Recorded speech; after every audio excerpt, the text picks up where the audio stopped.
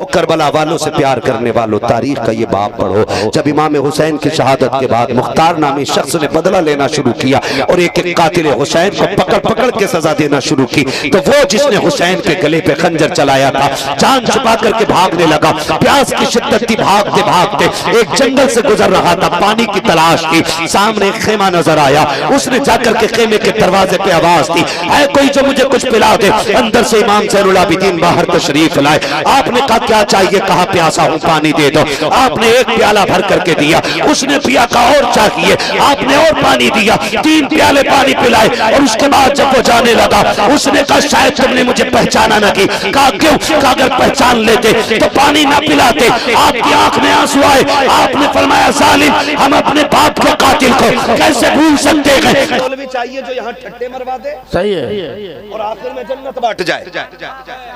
बहुत अच्छे। जन्नत सस्ती होती तो करबला में 72 शहादतें नहीं होती। सीधी सी बात, सही है।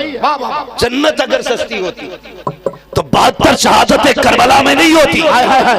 जन्नत अगर सस्ती होती नबी के चचा का कलेजा नहीं चबाया जाता। जन्नत अगर सस्ती होती हजरत बिलाल की चर्बी नहीं जलाई जाती। जन्नत अगर सस्ती होती हजरत जुनैरा की आंखें नहीं निकाली जाती। जन्नत अगर सस्ती होती मुस्तफा का तंदाने मुबारक शहीद ना होता। जन्नत अगर सस्ती होती तो सुल्फ़कार के 3 दिन का सजदा नहीं होता। जन्नत अगर सस्ती होती तो ताइफ का सफर लहूलुहान नहीं होता। जन्नत अगर सस्ती होती तो खातूने जन्नत का सजदा सारी रात का नहीं होता। तुझसे किसने कह दिया एक बार सुभान अल्लाह कहने से जन्नत तेरे बाद की हो जाएगी? क्या ये मसला हुसैन को नहीं याद था? क्या हसन नहीं जानते थे? कि नबी के घर वालों को नहीं पता था? मुझे बता कि ज़ैनुल आबिदीन को नहीं मालूम था कि एक बार सुभान अल्लाह कहो तो जन्नत मिल जाती है? सब जानते थे, लेकिन राहों में उठ करके रब की बारगाह में मुसल्ला बिछा कर रोते थे। आज 4 वक्त की नमाज पढ़ के अपने आप को जन्नती ठेकेदार समझते हैं, 4 खानकाहों के मालिक होकर जन्नत के बारिश बने घूमते हैं। आज तुझे उसकी चौखट पे लेके चलो, जन्नत जिसके दरवाजे से बांटी जा रही है। कौन है वो जात? उसी जात को इमाम ज़ैनुल आबिदीन कहा जाता है। जानते हो किसी शख्स ने इमाम ज़ैनुल आबिदीन को खाने काबा के अंदर रोते हुए देखा, इस दर्द के साथ रो रहे थे। कई इबादत गुजारों ने इबादत छोड़ दी है, दुआ मांगने वालों ने दुआ करना बंद कर दी है, अपने लिए मांगना छोड़ा। सब ये कह रहे थे मालिक जो ये मांग रहा है इसे दे दे। जानते हो वो दुआओं में क्या कह रहा था? उसके जुमले थे, या अल्लाह मैं तुझे आके राजी न कर सका, मालिक कमी रह गई है, इलाकी कयामत में अंधा करके उठाना, मैं तेरा सामना नहीं कर सकता। जब उस रोने वाले ने अपने सर को सजदे से उठाया, लोगों की चीखें निकल गई थी। वो रोने वाला आज का गुनाहगार नहीं बल्कि कल का परहेजगार इमाम ज़ैनुल आबिदीन थे। मुझे बता तो सही, अगर हुसैन का बेटा रब से इतना डरता है तो आज के बेटे को रब से कितना डरना चाहिए? बहुत अच्छे, जिंदाबाद जिंदाबाद, नारे तकबीर, नारे रिसालत, मसलके आला हजरत फैजाने शहीदाने करबला, शहीद आजम कॉन्फ्रेंस सरजमीने चोरगढ़ी, नारे तकबीर। बहुत अच्छे, जिंदाबाद जिंदाबाद। अल्लाह तौफीक देना सजदों की। भाई आवाज कम ना करो इसकी, वरना मैं इसे हटा के बोलने लगूंगा। मुझे रोज बोलना रहता, मुझे गला खराब नहीं करना है आवाज बढ़ाने के चक्कर में। भाई सुन ले जरा, तवज्जो है सारे लोगों की, है तवज्जो सारे लोगों की। अल्लाह तौफीक देना सजदे की। फिर रब से रो के इसे बचाने की दुआ मांगा करो। कमेटी वालों कल ये इंतजार किसी से न करना, कल कोई तुमसे कहे जलसा कामयाब था, जी जी मत करना उम्मीद। जलसा खत्म हो, फजर में बैठो ना अल्लाह की बारगाह में, फिर झोली फैला के कहना मालिक पूरी रात तेरी इबादत की है, तुझे राजी करने की कोशिश की है, मालिक हमारी रात की इबादत से राजी हो जाना। अल्लाह से मांगा करो, किसी से तवक्को नहीं करना है। ये नहीं कि कल कोई कहे भाई हाँ बड़ा कामयाब जलसा था, भाई मजमा नहीं उठा, भीड़ लगी रही, इतनी बड़ी महफिल सजी रही, इलाके में कहीं ऐसी भीड़ नहीं थी ना, इसका इंतजार नहीं करना। बस इतना समझो, भीड़ का उठना ना उठना क्या है। अगर अजमेर वाला ऊंटों को बैठा दे तो ऊंट नहीं उठते हैं। आज करबला वाले ने गुलाम बैठा रखे हैं तो ये कैसे उठे? माशाअल्लाह माशाअल्लाह माशाअल्लाह। ना ये आपके हाथ का बस है, ना ये मेरे हाथ का बस है, ये तो जिनकी महफिल है ना उन्होंने संभाल रखा है ना। हमें तो बस ये कहना है, कुर्सी लग गई है, महफिल सज गई है, मौलवी आ गए, बात चल गई है, अब भी हमें नाज नहीं, हमें तो यही कहना है ना, रहने दो या डुबो दो, अब तो तुम्हारी जान। माशाअल्लाह माशाअल्लाह, कश्ती तुम्हें पे छोड़ी, लंगर उठा दिए। आका जितना हमारा करने का काम था हम कर चुके हैं। हुजूर अब आप अपना काम कर दें। आका अब आप अपना काम करें, अगर पूछे हुजूर क्या करना है, बस इतना करम कर दे। जितने आए बैठे हैं हुजूर रब की बारगाह में सबकी सिफारिश कर दे, सबकी सिफारिश कर दे, बस इतना करम कर दे सरकार। तो ये कोशिश करें कि अगर अल्लाह ने इबादत की तौफीक दी है ना, तो फिर घमंड नहीं, इतराना नहीं। और इतराना किस चीज का है?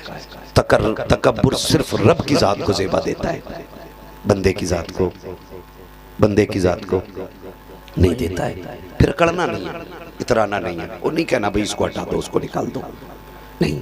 ये कोशिश करो मेरी बच जाए, मेरी बच जाए। ये बड़ी बात है, अगर आपके सजदे बच गए ना तो ये सबसे बड़ी बात है। वरना वो इतना बड़ा बेनियाज है। तेरे मेरे तो 20-25 साल के सजदे हैं, और वो भी ऐसे जिनमें खाने का ख्याल, बच्चों का ख्याल, दुश्मनी का ख्याल, दोस्ती का ख्याल सारे होते। इब्लीस के करोड़ बरस के सजदे उसने मुंह पे मार दिए थे। तेरी मेरी औकात क्या है? औकात क्या है? इन सजदों की जो हिफाजत मांगा करो अल्लाह से।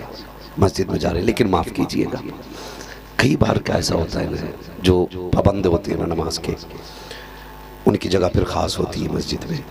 जुमे के दिन जवान पहले चले जाते हैं, क्योंकि हमारे कोई आलिम ने बता दें, ये रिवायत बयान कर दें कि भाई जो पहले जाता है ना अल्लाह की बारगाह में मस्जिद में जुमे के दिन, उसे ऊँट अल्लाह की बारगाह में सदका करने का सवाब मिलता है। तो फिर हर कोई बंदा चाहता सवाब मिले, और जब भी मिल जाए दौड़ के कोशिश किया करो। ये कभी नहीं कि भाई हमने पीछे नहीं किया तो आगे भी नहीं करना है।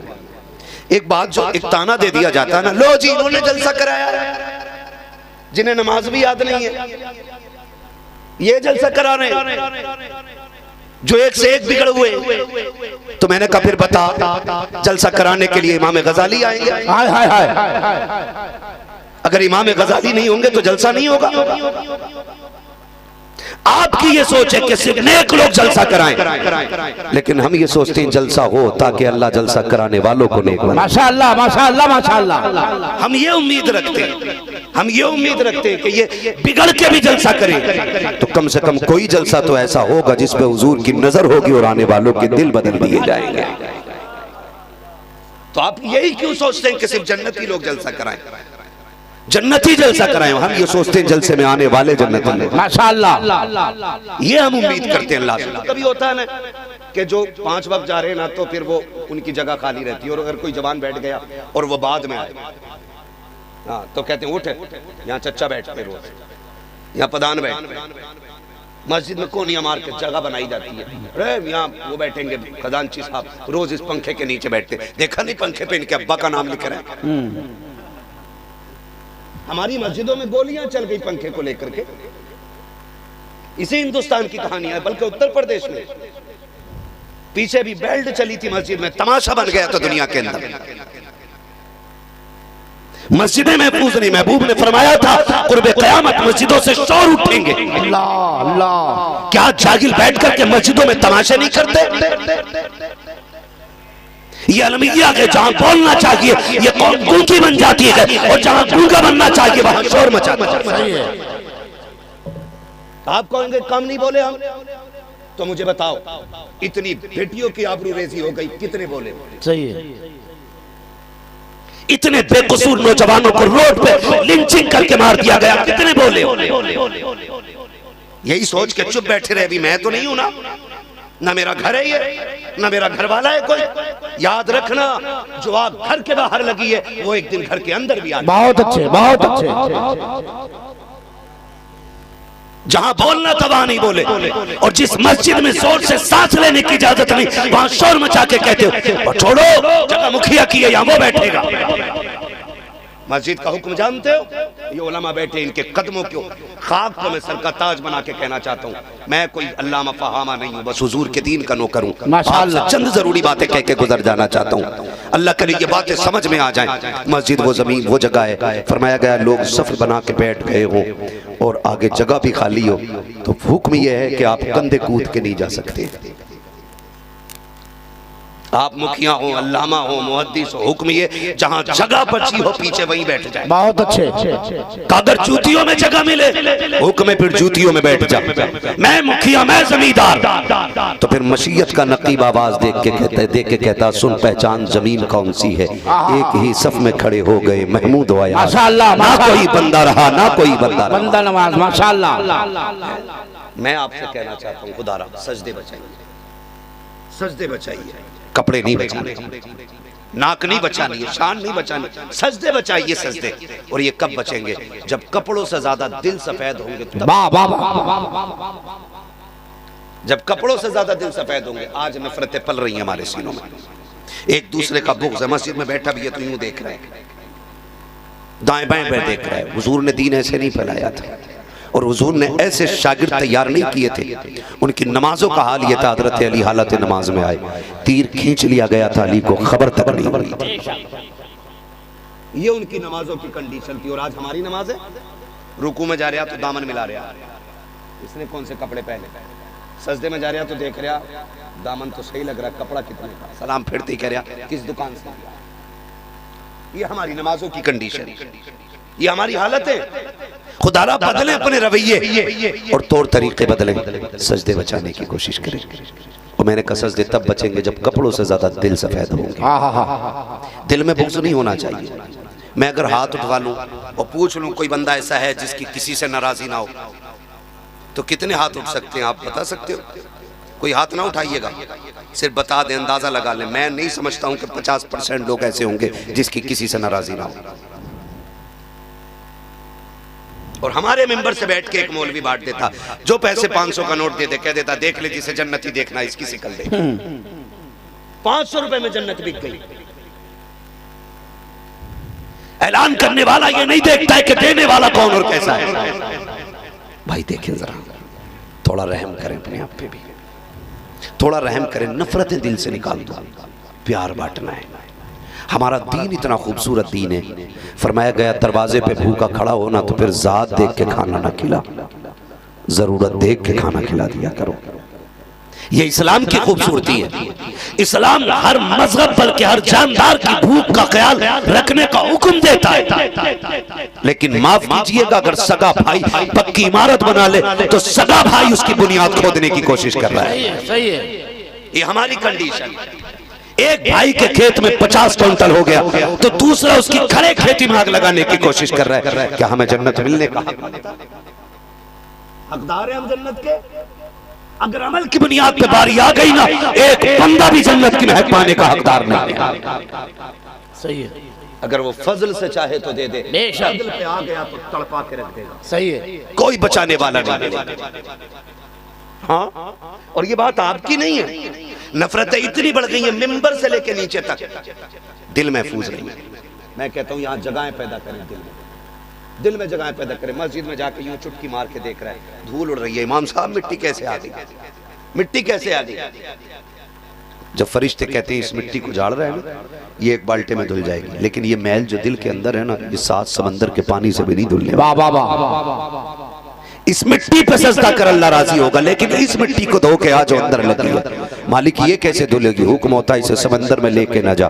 इसके लिए 7 समंदर जरूरी नहीं, इसके लिए आंसुओं के 2 कतरे काफी हुआ। वाह वाह वाह वाह वाह। रातों को उठ के रोने के आदी बन जाओ, फिर देखो अल्लाह आपको कितना पार सबर। माशाअल्लाह माशाअल्लाह। लेकिन हमारी कौम का हाल ये है कि हम बच्चों के लिए रोना जानते हैं, हमारे दौलत में नुकसान हो जाए हमें रोना आता है, हमारे घर से जनाजा उठ जाए हम चीख के रो दिया करते हैं, दोस्ती टूट जाए हम रोना जानते हैं, दोस्त धक्का देते हम रोना जानते हैं, दोस्त धोखा देते हम रोना जानते हैं, किसी एतबार से जिस्म पे कोई तकलीफ पहुंच जाए हमें रोना आता है। लेकिन रब को नाराज करके बैठे हैं, एक आंसू गिराना नहीं आया है। और तुम्हें खुदा का वास्ता, रातों को उठ के रोने के आदी बन जाओ, रातों को मुसल्ले बिछाने के आदी बन जाओ। ये जवानियां गेम खेलने के लिए नहीं थी, ये जवानियां रातों को बैठ करके गुलछल्ले उड़ाने के लिए नहीं थी, ये रातों को बैठ करके मोबाइल पे गपशप करने के लिए नहीं थी, ये जवानियां याशियों के लिए नहीं थी, ये जवानियां बदमाशियों के लिए नहीं थी। अल्लाह ने ये जवानी दी थी थी, तुझे मुसल्ला बिछा करके रब को मनाने के लिए दी थी। खुदा की कसम खा के कहता हूँ,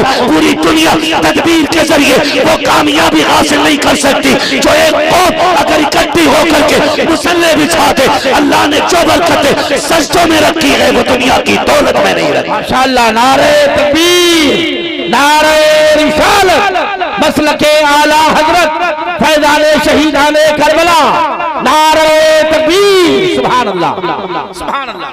नौजवानों, अल्लाह रसूल के करीब हो जाओ। हुजूर ने ऐसे ही तैयार किया सहाबा, ऐसे ही। आज कितना डर होता है, आज कितना डर होता है, कितनी बातें होती हैं। मैंने ऐसा कर दिया तो बच्चों का क्या बनेगा, अम्मा का क्या बनेगा, भाई का क्या बनेगा। छोड़ यार, साहब का मालिक अल्लाह है, सबका मालिक अपने रब का नाम तो ले लो, इसमें कंजूसी ना करो। सबका मालिक अल्लाह है। वो ना ले नाम जिसके मुंह में पुड़िया हो, जिनका मुंह साफ है वो बोले सबका मालिक, सबका मालिक अल्लाह है। मैंने जो मना किया है ना, ये हराम नहीं है, मैंने अदब के खिलाफ समझा है। मुंह में मसाले हों और फिर अल्लाह का नाम लो, सही है। सबका मालिक, जोर से सबका मालिक अल्लाह है। अल्लाह मालिक है, रज़ाक भी वही है, कादिर भी वही है, खालिक भी वही है, मालिक भी वही है। उसकी तकदीर के आगे आपकी तदबीर नहीं चलने वाली। उसने ऐलान कर दिया, वो तो इज़्ज़ु मन तशा, माशाअल्लाह। इज्जतें ढूंढने के लिए अमीरों के तलवे चाटने वालों, वो कहता सुन कायनात का मालिक मैं हूँ। अमीरों की पूरी जिंदगी तलवे चाटोगे, एक इंच इज्जत नहीं मिलेगी। तू सिर्फ एक सजदा करके दिखा, मैं तेरी इज्जतों को चार चांद लगा। माशाअल्लाह, माशाअल्लाह, माशाअल्लाह। वरना आपको क्या लगता है, करबला शहीद आजम कॉन्फ्रेंस है, इस हवाले से बस थोड़ी सी बात कर लो। करबला आप देखें, हमेशा ये होता है कि मारने वाले जीत जाते, मरने वाले हार जाते। लेकिन कमाल है रब की मोहब्बत का, हाय हाय हाय, जो उसकी मोहब्बत में जान देते हैं ना, वो जिंदा हो जाए। माशाअल्लाह। वही जिंदा होते हैं जो उसकी मोहब्बत में जान देना नहीं जानते है ना। खुदा आपको सलामत रखे। आज फिलिस्तीन की प्यास हमारे सामने, आज भूख हमारे सामने, लेकिन भला वो हमारी कौम का फिर भी उम्रों पे दौड़ रही है जी, फिर भी उम्रों पे दौड़ रही है। मैं मुखालिफ नहीं, खुदा खैर से लाए वो दिन भी नूरी, माशाअल्लाह। मदीने की गलियां बुहारा करूं, सुभान अल्लाह, सुभान अल्लाह। लेकिन ये कब अच्छा लगता है, जब फिलिस्तीन के बच्चे प्यासे ना हो, हाय हाय हाय, जब वहां की बेटियां भूखी ना हो। आज अपनी बेटी भूखी हो ना, तब पता लगता है भूख किसे कहते। अपने बच्चों को अगर पानी ना मिले तब पता लगता है प्यास किसे कहते हैं। वहां तो कोई पूछने वाला ही नहीं। अभी कुछ दिन पहले जानते हो जो रिसर्च की गई ना, 20,000 बच्चे भूख की वजह से मौत के करीब थे फिलिस्तीन। अल्लाह अल्लाह, 20,000। अरे कम से कम बोल तो दो, कुछ कर नहीं सकते तो कितने बच्चे। क्या बात है, अल्लाह इस बच्चे को सलामत रखे और इसके माँ बाप को सलामत रखे, आमीन। जिन्होंने इतनी अच्छी तरबियत दी है। जब बच्चे ऐसे होते हैं तो फिर जवानी में जाके खालिद बिन वलीद, माशाअल्लाह, माशाअल्लाह, माशाअल्लाह। कितने बच्चों की जान खतरे में थी, किस वजह से, भूख की वजह से। फोन करके कह रहे दुआ करना, अल्लाह ने देखो करम कर दिया, 30 उम्रा करने जा रहा हूँ। जब ये बात कही ना हजरत, सुने जरा सुने, उम्रा करने वालों मर्जी है तुम 6 उम्रे करना, लेकिन कुछ फिलिस्तीन के प्यासों के बारे में भी सोचो, हाय हाय हाय, कुछ वहाँ की भूख के बारे में भी सोचो। आप कहेंगे मौलवी कैसी बात कर रहा है, इधर हुजूर का शहर है, उधर फिलिस्तीन है, यहाँ जाए तो जन्नत मिल रही है। मैंने कहा ठीक है तूने सच कहा है, लेकिन मुझे हुसैन भी तो याद आते हैं। का क्या मतलब, मैंने कहा वो दिन याद है कि जब दुनिया हज करने मक्के आ रही थी, मेरा हुसैन मक्का छोड़ के करबला जा रहा था। किसी ने कहा था हुसैन हज का वक्त है, दुनिया हज करने आ रही है, तुम करबला जा रहे हो। तो मेरे हुसैन ने कहा था ये जो आ रहे हैं ये जन्नत बचाने आ रहे हैं, मैं करबला हुजूर की उम्मत बचाने जा रहा हूं। तकबीर, नारे रिसालत, मसलके आला हजरत हजरत अल्लामा मुफ्ती हम्माद रजा साहब किबला, नारे तकबीर। सुभान अल्लाह। मर्जी है आपके जितने चाहो उम्रे करो, जो चाहो करो, लेकिन मेरे हुसैन ने उम्मत के लिए हज छोड़ दिया था। माशाअल्लाह, हज छोड़ दिया था। गलत कह रहा हूं तो मिंबर से उतार कर फेंक दो, और अगर सच है तो भाई वो करो जो जरूरी है, बहुत अच्छे, वो करो जो जरूरी है। वरना एक करबला करबला है और एक करबला फिलिस्तीन भी है। अल्लाह, एक करबला फिलिस्तीन भी है। मैं कभी कभी डर जाता हूँ और सोचता हूँ, खाना अक्सर खाने बैठो ना तो फिलिस्तीन याद आता है। मैं आपको नहीं जानता लेकिन अपनी बात करता हूँ। डर लगता है अगर इस खाने के हिसाब में रब ने पूछ लिया ना, ये जो खा रहा है, तेरे दस्तरखान पे हजार नेमतें थी, फिलिस्तीन में मेरे घर की हिफाजत करने वाले महीनों महीनों से भूखे थे, बताओ उनका ख्याल क्यों नहीं आया। मैं नौजवानों से कहूंगा, मर्जी है तुम्हारी, जो चाहो करो, लेकिन गैरत करो यार, गैरत करो। जिस यजीद ने हुसैन पे पानी बंद कराया था, हम नस्लों में उसके नाम के बच्चों को नहीं जानना चाहते। हम नहीं चाहते किसी खानदान में यजीद नाम का कोई बच्चा हो। हमें नफरत इतनी है इस्लाम से। फिर मुझे बताओ, इजराइल ने फिलिस्तीन पे पानी बंद किया, फिर गैरत क्यों नहीं आती? तुम उनके कंपनी की कोल्ड ड्रिंक पीते हो, उनकी कंपनी के बनाए हुए पानी पी रहे हो। अक्सर स्टेजों पे जाके देखो तो किले पानी बोतल रखी होती है। समझने के लिए तैयार क्यों नहीं हम लोग यार? कुछ नहीं कर सकते तो कम से कम इतना तो कर सको, उंगली कटा के शहीदों में नाम लिखा दो, वरना तुम नहीं जानते वो औलाद क्या होती है। मैं हैरत में था, एक तस्वीर मैंने देखी, एक बच्ची ना छोटी सी थी, होगी तकरीबन 4 या 5 साल की बच्ची, एक पानी की कंट्री उसके हाथ में थी, 5 किलो की कंट्री उससे उठ नहीं रही थी, लेकिन उसकी प्यास कितनी होगी कि अपने कद से ज्यादा बोझ उठा के दौड़ रही। माशाअल्लाह, कद से ज्यादा बोझ लेके दौड़ी है। अगले 3 दिन के बाद उसकी तस्वीर लाश बन करके लोगों के सामने आई। हम खाली सोशल मीडिया पे शेयर करके ये साबित करना चाहते कि हम फिलिस्तीनी हैं। हम ये साबित करना चाहते कि लो हमने हक अदा कर दिया है। दर्द समझ बेटी का यार, आज उनकी बेटी है, कल तेरे आगे भी बेटी है। अल्लाह ना करे तेरी बेटी की जिंदगी में वो दुख आए कि एक वक्त के खाने के लिए तेरी बेटी परेशान हो, वरना तुझे क्या पता बेटी का दर्द क्या होता है। हमारे इसी मुल्क हिंदुस्तान के अंदर आज भी वो सोशल मीडिया पे तस्वीर मौजूद होगी। मैं ये नहीं कहता हर बंदा बुरा है, लेकिन जिसने ये किया कि वो हद से ज्यादा बड़ा पापी है। एक बच्ची के सामने उसके बाप को कुछ कट्टरपंथी आतंकवादियों ने मारना शुरू किया था।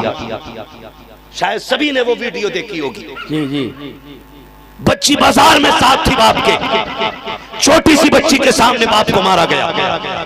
इसी मुल्क के अंदर उस बच्ची ने बाप की जान बचाने की कोशिश की, लेकिन हैदराबाद के अंदर जो बच्ची बाप को बचाने आई थी, उस बच्ची को पीट पीट के आतंकवादियों ने मार दिया। आपको डर लगता होगा, मुझे डर नहीं लग रहा है। मुझे मरना है, शायद आप आबे हयात पी के बैठे हो। मुझे रब को जवाब देना है, शायद आपको न देना हो। क्या सोच के बैठे हो? जुल्म सहना भी जुल्म होता है, और जुल्म के खिलाफ आवाज उठाना ना उठाना भी जुल्म होता है। बहुत अच्छे, बहुत अच्छे। मार दिया गया उस बच्ची के सामने बाप को। अल्लाह ना करे ये दिन आपके सामने आए, ना करे खुदा के ये जिंदगी के लम्हात आपके सामने आए, वरना तुम नहीं जानते हो जिन बच्चियों के बाप चले जाते जिंदगी कितनी मुश्किल हो जाती है, कितनी मुश्किल हो जाती है। खुदारा आपसे कहना चाहता हूँ, एक एक चीज जो इजराइल का प्रोडक्ट है सारे बैन करके दिखाओ। करेंगे इंशाल्लाह, वादा करते हैं इंशाल्लाह। और चैनल के जरिए वीडियो वायरल करने वालों, तुमसे भी गुजारिश है, बीच बीच में यह डाला करो कि हम न जालिमों के कल साथ थे, न आज साथ हैं, और न कयामत तक हम किसी जालिम के साथ। जिंदाबाद जिंदाबाद, सबका हक बनता है, वरना एक एक बंदे को अल्लाह के आगे हिसाब देना पड़ेगा। भाई कोई जाके इस कुत्ते को मार दो, सुन रहे मेरी बात? एक एक नेमत के बारे में हिसाब होना है, एक एक बंदे को हिसाब देना अपना। दीन की कदर करें और दीन वालों की कदर करें। हम हुसैन वाले, हम सारे बोले हम हुसैन वाले।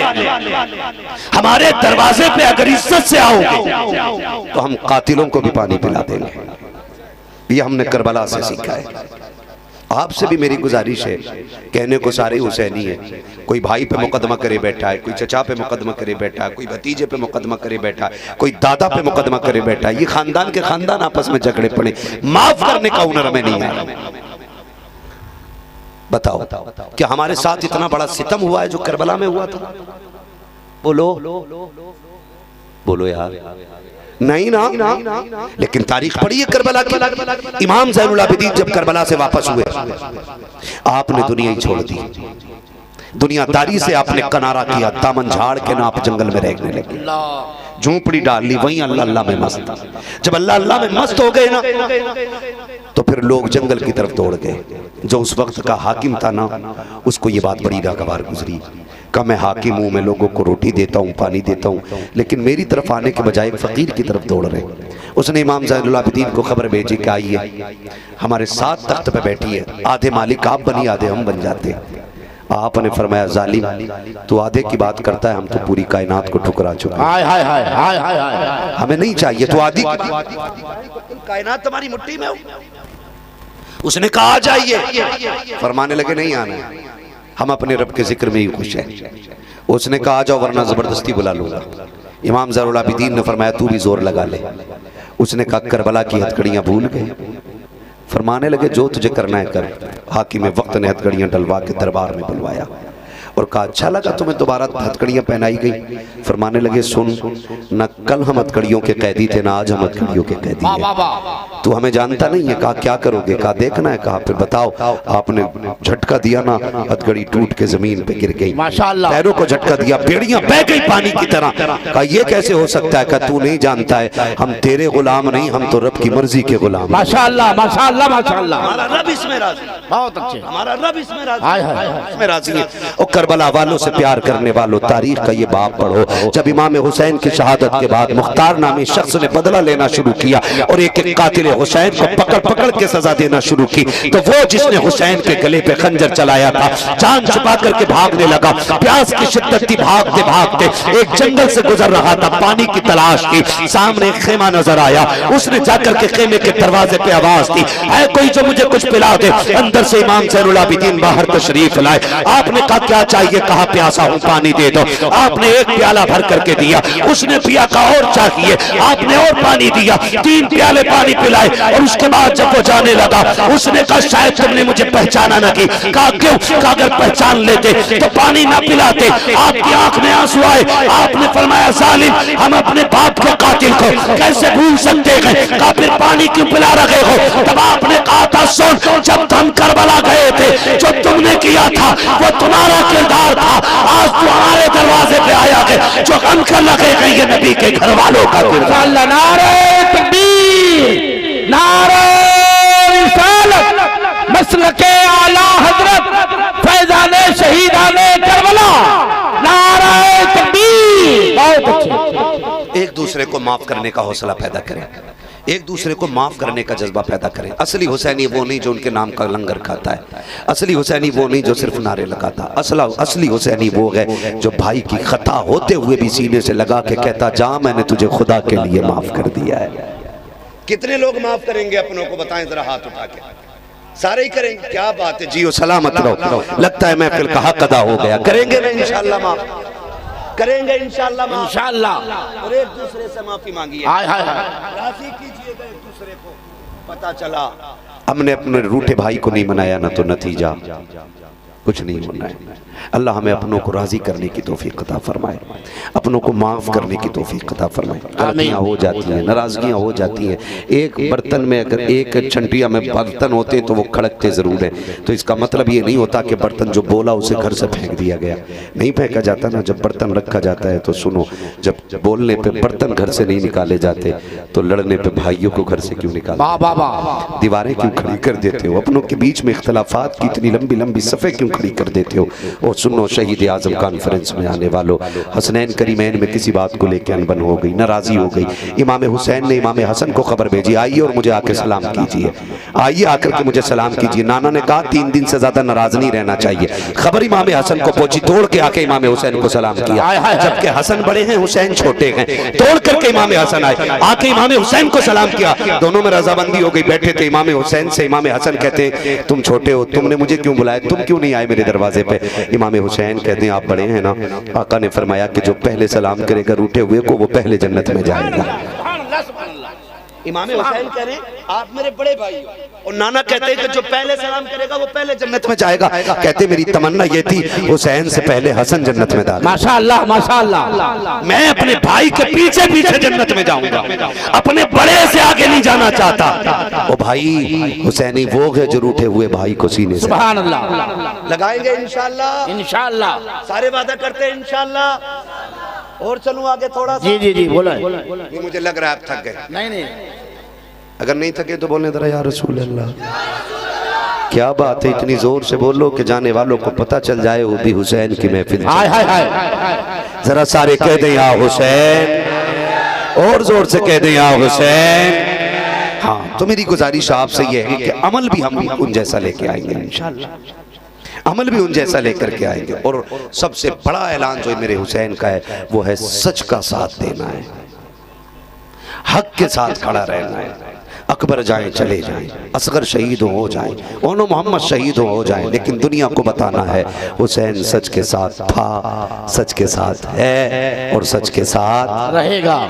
यही वजह है जो 72 शहीद हुए थे, दुनिया ने कहा लो मिट्टी में मिला दिए, लेकिन दुनिया जानती है 22,000 मिट्टी में मिल गए, आज भी 72 जिंदा हैं, आज भी 72 जिंदा हैं। मुझे नहीं लगता सुन्नियों का कोई एक घर ऐसा होगा जिसमें हुसैन ना हो, हाय हाय हाय। जिसमें हसन ना हो, जिसमें अली ना हो, जिसमें मोहम्मद ना हो, जिसमें फातिमा ना हो। क्या बात रज़ा उस चमनिस्तान करम की माशाअल्लाह। राग कली जिसमें हुसैन और हसन फूल माशाअल्लाह।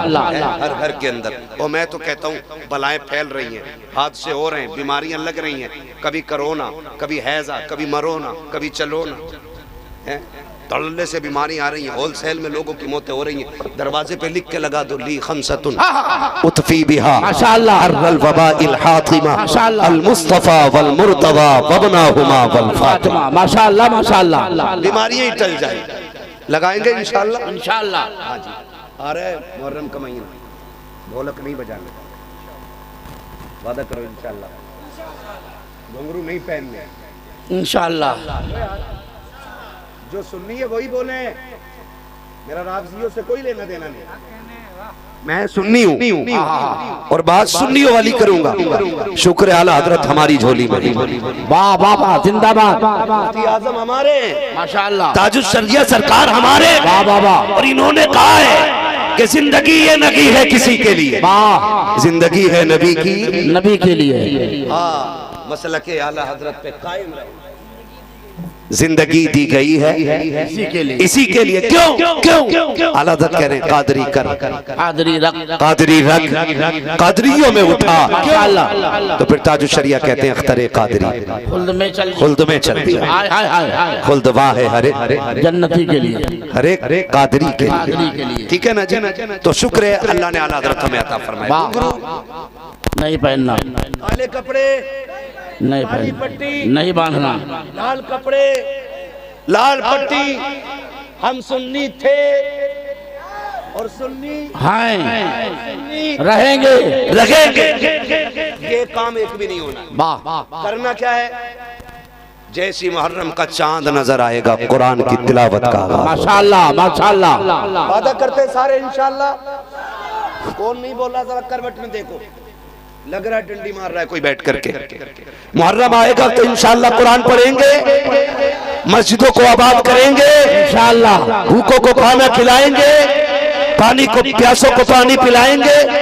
और सलामत रहे यार, मैंने सुन्नियों को देखा पकड़ पकड़ के पिलाते, माशाअल्लाह। सही है, गाड़ी रोक रोक के पिलाते। पी क्यों? हुसैन का शरबत है, हाय हाय हाय। हुसैन का शरबत है। सोचते तो होंगे ना ये, कहते वहां पानी बंद हुआ था लेकिन यहाँ तक पानी मौजूद है ना। तो फिर बरेली से आवाज आती है, नहरे फुरात पे कुत्ते बैठाने वालों, उनके लंगर का हाल तो ये है, खाते हैं तेरे दर का, हाय हाय हाय, जिंदाबाद जिंदाबाद। पीते हैं तेरे दर का, पानी है तेरा पानी, दाना है तेरा दाना है तेरा दाना। दाना। मुहर्रम की पहली तारीख से कुरान की आवाज आनी चाहिए, मस्जिदें आबाद हो जानी चाहिए। एक एक जरूरतमंद को देखिएगा, खाली रोड पे पानी ना पिलाइएगा, मोहल्ले में देखिए कोई गरीब तो नहीं है, भले हिंदू हो, सिख हो, ईसाई हो, गरीब हो ना तो अपने घर से झोली भर के ले जाके उसके घर लौट दे कि क्या लेके आए हो, तो कहना अपने हुसैन के दर की खैरात ले। सुभान अल्लाह, सुभान अल्लाह। अपने दर की, हुसैन के दर की खैरात लेकर के आए हो। ये करेंगे इंशाअल्लाह। हाँ, ढोल बजाने वालों अगर हो, उम्मीद करता हूँ इस महफिल में कोई ढोलक वाला नहीं होगा, कोई घुंघरू वाला नहीं होगा ना, इंशाअल्लाह। मेरे हुसैन ने नेज़े पे कुरान, हाय हाय हाय, जिंदाबाद, नेज़े पे चढ़ के कुरान सुनाया। और कमाल की बात, और हमारा हुसैन मजबूर नहीं, हमारा हुसैन मुख्तार है, मजबूर नहीं। आपको एक बात बता के बस मैं बात खत्म कर लूं। काफिला करबला से शहादत के बाद जी अहले बैत अतहार को जब कैदी बनाया गया, नबी के घर की बेटियों के हाथों में रस्सियां बांधी गई और इमाम ज़ैनुल आबिदीन को बेड़ियों में जकड़ा गया। 72 नेज़ों पे 72 सर जा रहे हैं। अहले बैत अतहार को कैदी बना करके ले जाया जा रहा है। काफिला चलता रहा, चलता रहा, चलता रहा। एक वादी से काफिला गुजर रहा है, जंगल में एक ही मकान है। तवज्जो सारे लोगों की, बहुत गौर से सुनिएगा। अगर बात दिल से नहीं सुनी तो मुझे दुख होगा कि आपने हुसैन का जिक्र सुनने का हक अदा नहीं किया। जितने लोग दिल से सुनने वो जरा कह दें, हुसैन, हाँ हाँ, अल्लाह सलामत रखे। अरबाबे मिंबर की सिर्फ दुआएं चाहिए। काफिला चलता रहा, चलता रहा। जंगल में सिर्फ एक घर है, घर से थोड़े से फासले पे आके एक खातून खड़ी है। उसकी झोली है, दुपट्टे की झोली, और उसने झोली में ना कुछ भर रखा यूं और लेके खड़ी है। सबसे आगे हुरमला जा रहा है, शिमर जा रहा है, और क़यादत करता हुआ, क़यादत करता हुआ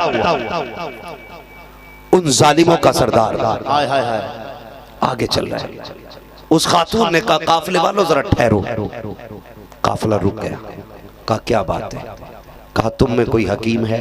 अल्लाह। कहा, क्यों? का मेरे बेटे की तबीयत खराब हो गई है और मेरे बेटे की जिंदगी खतरे में आ गई। मैं माँ हूँ, तड़प गई हूँ, मेरी बेटियां भी हैं।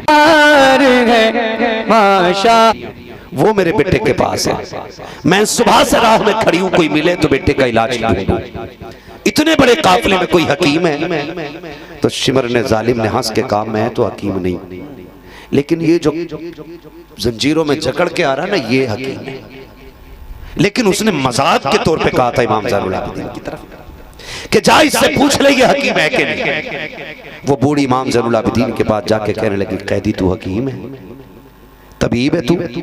मेरा इमाम मुस्कुरा के कहता, माई मैं भी हकीम, मेरा बाप भी हकीम, माशाअल्लाह माशाअल्लाह माशाअल्लाह, मेरा घराना ही तबीबों का है। उसने कहा, फिर मेहरबानी कर मेरे बेटे का इलाज कर। कहने लगे, माँ लेकिन मजबूरी है, इलाज करने तो मैं जा सकता था, लेकिन मेरे हाथों में हथकड़ी, पैरों में बेड़ियां डल गई हैं।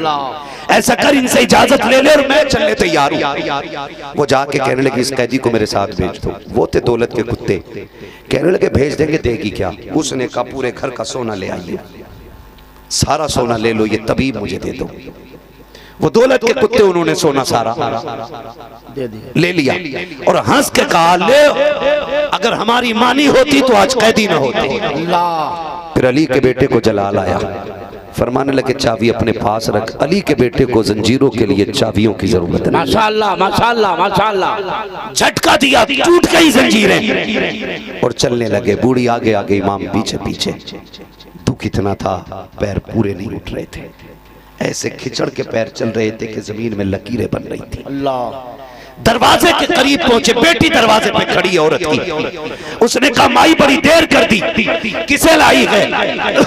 जब इतनी बात कही तो माँ ने मुड़ के देख के कहा, तबीब लाई, तबीब लाई। बेटी ने रो के कहा, माँ तबीब की जरूरत नहीं रह गई है। कहा, क्या? का भाई दुनिया से चला गया। बूढ़ी की चीख निकली, उसने हाथ जोड़े, कहा, मेहरबान मजलूम मुसाफिर चला जा, अब जरूरत खत्म हो गई है। कहा, क्यों? का बेटा नहीं रहा। तो ये सखी इब्ने सखी है, करीम इब्ने करीम है। जब कदम उठ गए तो यूं तो नहीं पलटना था ना।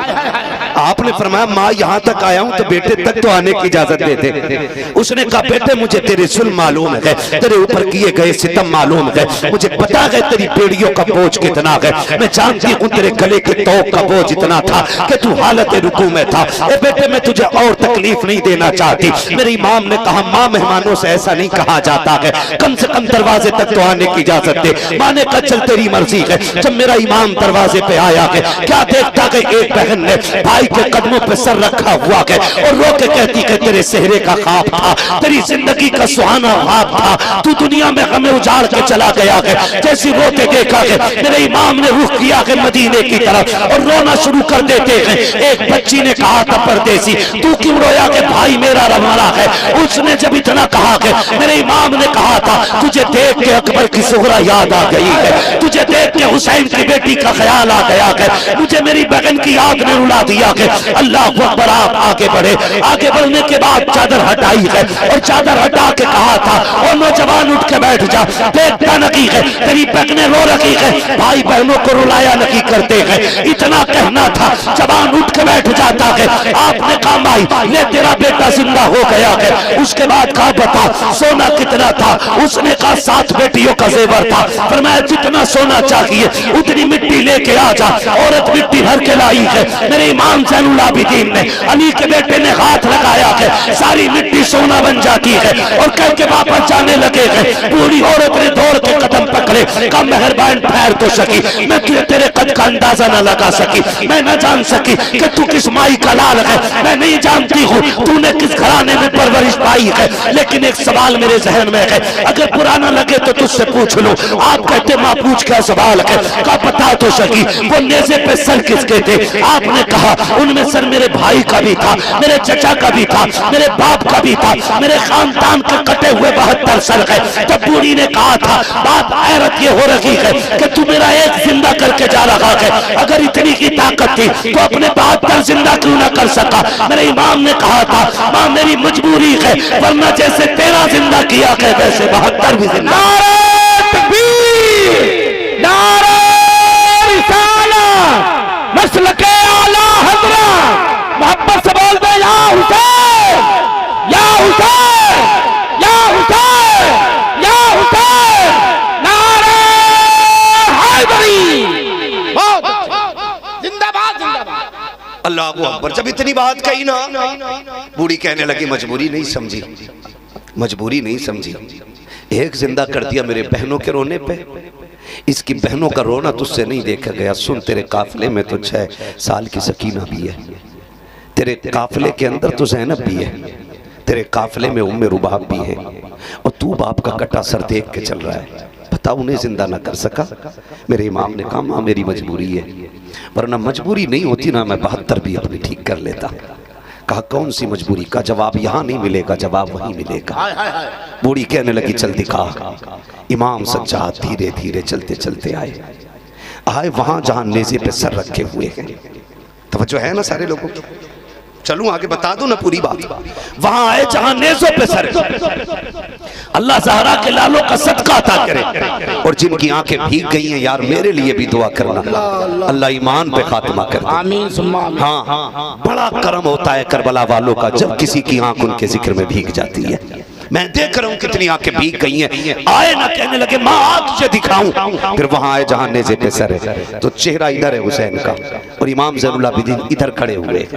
वो बूढ़ी पीछे खड़ी है, बूढ़ी पीछे खड़ी है। मेरे इमाम ज़ैनुल आबिदीन कहते हैं अब्बा वो कुरान पढ़ के सुनाओ जो पूरे सफर में आपने ज़ैनुल आबिदीन को पढ़ के सुनाया है। जैसे इतना कहा है सरे हुसैन जो उतरता घूम के इधर आया, ज़ैनुल आबिदीन के सामने हुसैन का चेहरा आया और सूरह रहमान की तिलावत शुरू हो जा रही है। अर्रहमान अल्लमल कुरान खलकल इंसान अल्लमहुल बयान। मेरा हुसैन कुरान पढ़ता जा रहा है। जब तिलावत मुकम्मल हुई कहा माँ कुछ समझी के नहीं? कहा नहीं अब भी समझ में नहीं आया। कहते अम्मा तूने मेरे बाप की तिलावत नहीं सुनी? सुन तो ली। कहा फिर पढ़ता कौन है? कहा जिंदे पढ़ते हैं। मेरे इमाम ने कहा था अम्मा जिंदा वो किए जाते हैं जो मर जाते हैं, जो पहले से जिंदा होते हैं वो जिंदा नहीं किए जाते। इंशाअल्लाह जिंदाबाद जिंदाबाद। बहुत अच्छे, बहुत अच्छे, लाजवाब, लाजवाब, लाजवाब। तो ये न समझना कि करबला वाले मजबूर थे। हाय हाय हाय, खुदा की कसम मजबूर नहीं थे। हकीकत तो ये है, मेरे इमाम ने कहा था तेरी नस्ल पाक में है। बच्चा बच्चा नूर का। एक बंदा कहने लगा जी ये जो रिवायतें आप पढ़ते हैं, ये किताबों में जो लिखा है कि उन्होंने देखा घड़ी टूट गई, तो कैसे टूट गई? मैंने कहा कुरान पढ़ा कर, हाय हाय हाय, तब तुझे अकल लगेगी। कहा क्या? मैंने कहा हज़रत दाऊद अलैहिस्सलाम लोहे को पकड़ते थे तो वो पानी की तरह बहने लग जाता था। लेकिन सूफिया ने तफसीर बयान की है, फरमाया उनके पकड़ने में जो असर था ना, वो ये था कि जब लोहा पकड़ते थे तो मेरे मोहम्मद का नाम लेते थे। माशाअल्लाह, माशाअल्लाह। मैंने कहा अगर दाऊद मोहम्मद का नाम ले तो लोहे को पानी बना दे, क्या उनका बेटा, उनका शहजादा अगर लोहे को देख ले तो वो नजर से पानी नहीं बना सकता है ना? वो भाई आला हज़रत फरमाते हैं तेरी नस्ल पाक में है। बच्चा बच्चा नूर का। सलामत रहे जो पढ़ रहे हैं, तेरी नस्ल पाक में है। बच्चा बच्चा नूर का। तू है नूर तेरा, सब घराना नूर का। अल्लाह सबको ज़हरा के लालों का सदका अता करे, फातिमा ज़हरा के पालों का सदका अता करे, अल्लाह हुजूर के नौनिहालों का सदका अता करे। फरमाया गया लक़द कान लकुम फ़ी रसूलिल्लाहि उस्वतुन हसना, महबूब की ज़िंदगी आपके लिए बेहतरीन नमूना है। हुजूर के किरदार को अपनाइए, रूठे हुए भाइयों को मनाइए, जो किसी से नाराज हो गए ना, रब रसूल की रजा के लिए उसे गले से लगा लीजिए। अगर वो धक्का भी दे, चल अच्छा नहीं मिलना तो उससे कहा यार मिल जा। कहा गलती तो मेरी थी, फिर भी नीचा हो गया। कहा मैं तुझे देख के नीचा नहीं हुआ, मैं मदीने वाले की बात सुन के छोटा हो गया हूँ। फरमाया गया, हुजूर ने फरमाया जो रूठे हुए को पहले सलाम करेगा अल्लाह उसके सारे गुनाह माफ फरमा देगा। माशाअल्लाह करेंगे इंशाअल्लाह, सारे वादा करें पीछे तक हाथ उठा के, करेंगे इंशाअल्लाह। हमें नाराजी नहीं रखनी है, एक दूसरे को माफ करना है। मुहर्रम आ रहा है, तिलावत करनी है, हर घर से कुरान की आवाज़ आए और इतना पढ़ना है कुरान के 10 मुहर्रम को कम से कम हर बंदे की तरफ से एक कुरान करबला जाना चाहिए। सुभान अल्लाह, सुभान अल्लाह। हर बंदे की तरफ से, हर सुन्नी की तरफ से कुरान जाना चाहिए करबला, ताकि मेरा इमाम कहते जो कुरान मैंने नेज़े पे पढ़ के सुनाया था वो कुरान मेरे चाहने वाले अपने घर के मुसल्लों पे पढ़ के सुना रहे हैं। करेंगे ना इंशाअल्लाह, इंशाअल्लाह। बस जो हुए अगलात उनको माफ फरमाए रब कायनात। जिंदगी ने दिया साथ, फिर होगी मुलाकात। चमन रहा फूल खिलेंगे, जिंदगी रही फिर मिलेंगे। मुसाफिर हम भी, मुसाफिर हो तुम भी, किसी मोड़ पर फिर मुलाकात होगी। फकीरान आए सदा कर चले, सदा खुश रहो ये दुआ कर चले। सारे लोग कलमा शरीफ पढ़ लीजिए, ला इलाहा इल्लल्लाह। इतनी आहिस्ता से कलमा पढ़ेंगे, अपने इमाम के बारगाह में पेश करने के लिए कलमा शरीफ का तोहफा तैयार करें और जोर से सारे लोग पढ़े ला इलाहा इल्लल्लाह मुहम्मदुर रसूलुल्लाह अस्तगफिरुल्लाह रब्बी मिन कुल्ली ज़ंबि व अतूबु इलैहि। लहद में इश्क़ रुख़ शह का दाग लेके चले, अंधेरी रात सुनी थी चिराग लेके चले। तेरे गुलामों का नक्शे कदम है राह खुदा, वो क्या भटक सके जो ये सुराग लेके चले। बस वमा अलैना इल्लल बलाग। अस्सलामु अलैकुम व रहमतुल्लाहि व बरकातुहू। और तू 5 साल में तैयार होने वाली खेती भी नकीक है। तुझे जवान करने में बाप के 18 कीमती साल लग गए हैं। तू कहता है तुम्हें फिक्र क्या है? सुन, अगर तुझे कुछ हो गया तो इसकी जिंदगी तबाही में आ जाएगी। अगर तेरा पैर टूटा तो इसका जीना मुश्किल हो जाएगा। अगर तू मर गया खुदा की कसम इसे मौत से पहले मौत आएगी। तुझे क्या लगता है बाप का रिश्ता क्या है? सुन, तुझे बताऊं बाप क्या होता है। जिनके जुमलों पे तुम एतराज करते हो, जिनके जुमलों को सुन के बिगड़ जाया करते हो कि तुम होते कौन हो। आज तक तारीख के किसी सफे पे लिखा दिखा दो कि किसी बेटे ने बाप का जनाजा उठाया हो तो उसकी कमर झुक गई हो। कोई तहरीर नहीं मिलती है, कोई जुमला नहीं मिलता है। एक बंदा ये नहीं कहता कि इसने जब से बाप का जनाजा उठाया है इसकी कमर टूट गई है। ऐसे 1000 ज़बानें सुना दूं तुम्हें। दुनिया कहती है जब से बेटे का जनाजा उठाया है बाप की कमर टूट गई है। पूछना चाहता है कि तेरे बाप से तेरा रिश्ता क्या है? खुदा की कसम अगर तेरे दिल के अंदर छेद हो जाए और कोई दिल ना दे तो बाप अपना दिल लेके जाके कहता है। जिंदगी बहुत मुख्तसर है और इतनी मुख्तसर है कि पलक झपकने की देर है, कब कैसे गुजर गई पता ही नहीं चलता है। हमें लगता है कि अभी 20 साल के हुए हैं, 30 साल के हुए हैं, अभी तो 50 के भी होने, 60 के भी होने हैं, अभी तो 70 के भी होने, भी बहुत टाइम पड़ा है। लेकिन कभी 70 साल वालों से पूछो कि ये 70 साल कैसे गुजर गए, वो कहेंगे ऐसा लगेगा, ऐसा लगता है जैसे कल की बात है। जैसे अभी कल 70 साल गुजरे। मैं गलत नहीं कह रहा हूं, सोचने वाली बात यह है आज हमारे माँ बाप बूढ़े हैं, कल हम पे भी बुढ़ापा आना है और इस वक्त में देर नहीं लगने वाली है। ये बहुत जल्द जवानी बुढ़ापे में बदलेगी, सियाही सफेदी में बदल जाएगी, ताकत कमजोरी में बदलेगी और ये सीधी कमर ये झुकने में बदल जाएगी। आज जो ये जबान के लहजे हैं ना, कल ये टूट टूट के ये अल्फाज बनेंगे। आज एक सांस में 70 बातें कह के जबान रुकता है, कल एक बात कहने के लिए 7 सांसें लेनी पड़ेगी। आज दौड़ता है तो कदम कदम मंजिल पे जाकर रुकते हैं, कल वो वक्त आएगा कि मंजिल आते आते थक जाएंगे हम, लेकिन मंजिल हाथ नहीं आएगी। नौजवानों याद रखिएगा, माँ बाप के बारे में बुजुर्गों ने फरमाया ये वो किताब है जिन्हें आप लिखोगे और इस किताब को पढ़ के आपको आपकी औलाद सुनाएगी। यानी कि आप जैसा सलूक अपने माँ बाप के साथ करेंगे वैसा सलूक आपके साथ आपकी औलाद करेगा। ये मत सोचिएगा कि मेरे बाप ने मुझे नहीं पढ़ाया था, मैं बेटे को MBBS बना रहा हूं, मैं बेटे को IPS बना रहा हूं। याद रखिएगा, अगर खेती लगती है ना तो फिर आम के पेड़ पे आम आया करते हैं, अमरूद के पेड़ पे अमरूद उतरा करते हैं। कभी याद रखिए नीम के पेड़ पे खजूर नहीं उतरा करते हैं। याद रखिएगा, कभी गन्नों की फसल के ऊपर अनार नहीं उतरा करते हैं। जो बोते हो वही काटोगे। अगर तुम बाप की इज्जत करोगे, अगर तुम जाहिल भी हो तो तुम्हारी औलाद तुम्हारा एहतराम करेगी, और अगर तुम माँ बाप की नाफरमानी करोगे लाख IAS IPS बना लो। अभी कुछ दिन पहले की बात है, एक बाप का इंटरव्यू लिया गया, जब उससे पूछा गया क्या बात है, वो रात के सन्नाटे में रोड पे बैठा था। कहा तेरा कोई है कि नहीं?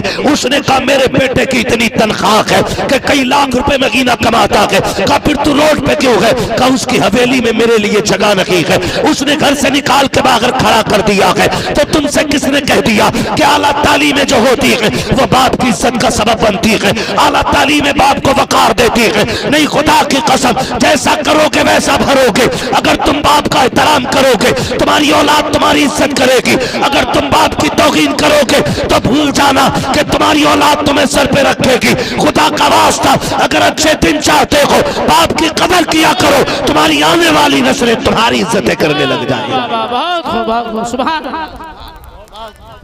इज्जत करो माँ बाप की, कदर करो माँ बाप की। माफ कीजिएगा, मुझसे लोग कहते हैं यार पैसे देते मुसाफा करके 500 रुपए, कहते हैं ना दुआ करना।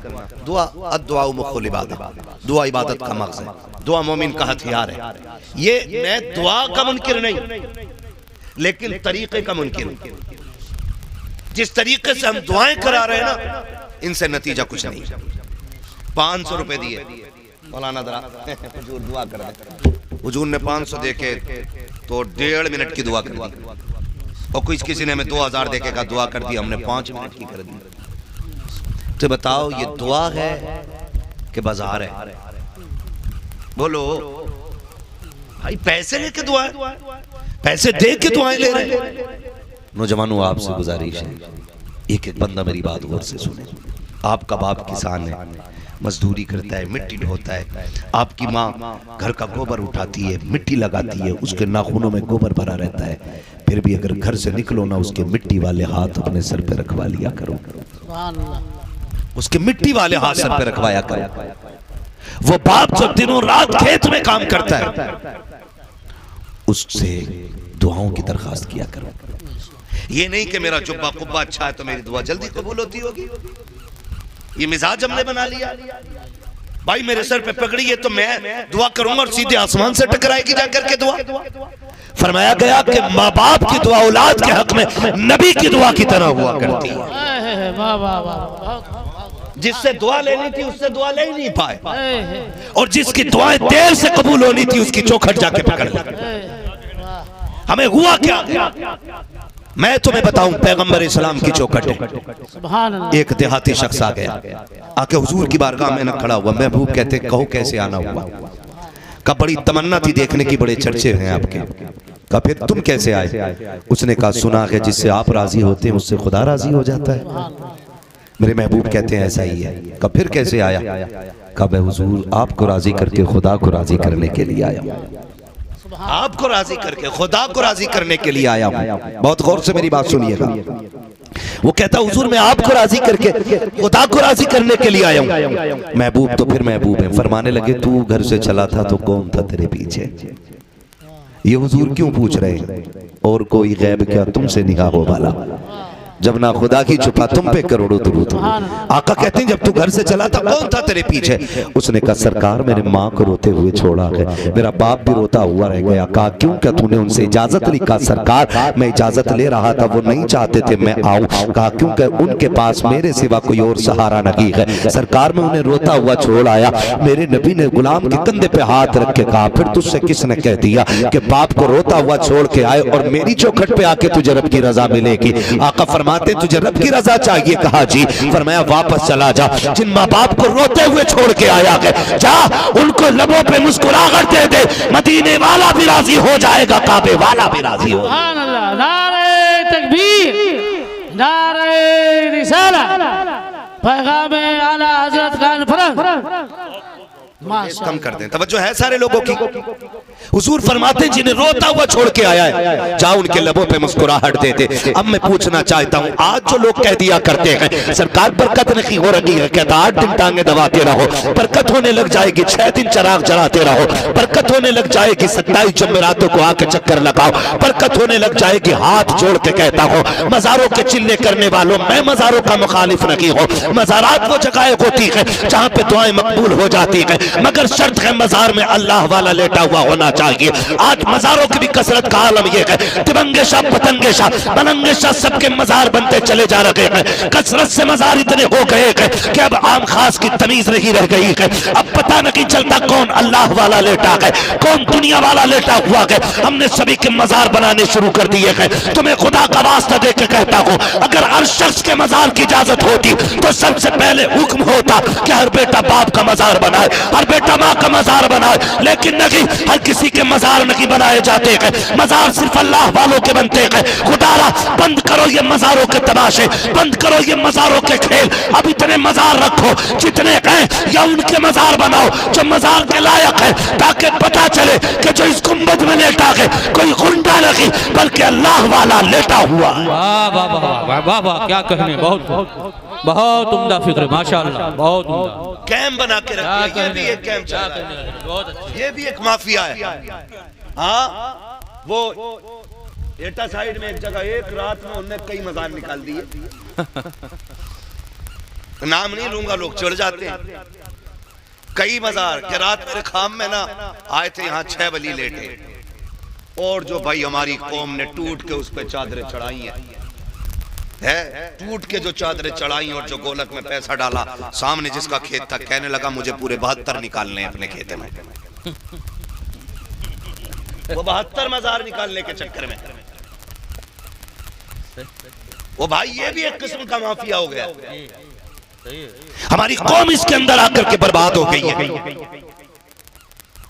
मैं पूछना चाहता हूं सीधी बात बताकर, हुजूर ये कहते हैं कि माँ बाप को राजी कर ले, मैं भी राजी हो जाऊंगा, खुदा भी राजी हो जाएगा। तो फिर पैर दबाने वाले बाबा से पूछो बता तेरी खिदमत जरूरी है या माँ बाप की खिदमत जरूरी है?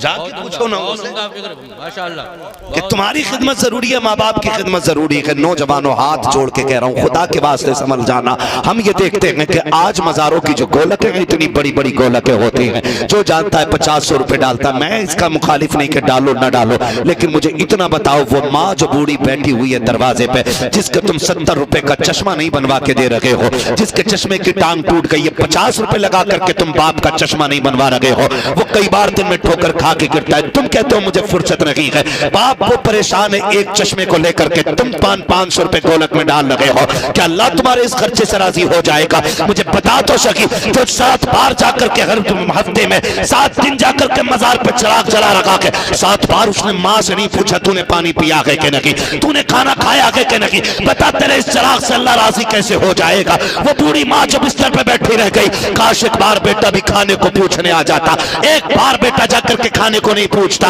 बंद करो ये मजारों की इबादतें, बंद करो ये शख्सियत परस्तियां, इबादत सिर्फ अल्लाह की करो, माँ बाप की फरमाबरदारी करो। खुदा की कसम जमीन पे रहोगे तब भी खुदा राजी रखेगा, जमीन के नीचे चले जाओगे तब भी खुदा राजी रहेगा। क्या कहने, बहुत बहुत उम्दा फिक्र माशाअल्लाह। दिया मैंने, वाह वाह, दिल के पपोले चल उठे सीने के दाग से, इस घर को आग लग गई घर के चिराग से। बताओ कौन नहीं चाहता है कि मैं बाप बनूं, कौन नहीं चाहता कि मेरी लंबी उम्र हो, सारे ही चाहते हैं ना। तो फिर लंबी उम्र चाहते हो तो उसकी खैर की भी कोशिश किया करो, खैर की भी कोशिश किया करो। और ये मत सोचना कि भाई इतना इकट्ठा कमा के रख दूं ताकि मुझे बेटों के आगे हाथ ना फैलाना पड़े, इस धोखे में मत रहना। जब तकदीर का कलम चलता है तो तदबीरें रखी रह जाती हैं, ये याद रखिए। आप ये मत सोचना मेरा बैंक बैलेंस है, मैं अपने अब्बा को 5 रुपए नहीं देता था, मैं तो निकाल के खाता रहूंगा।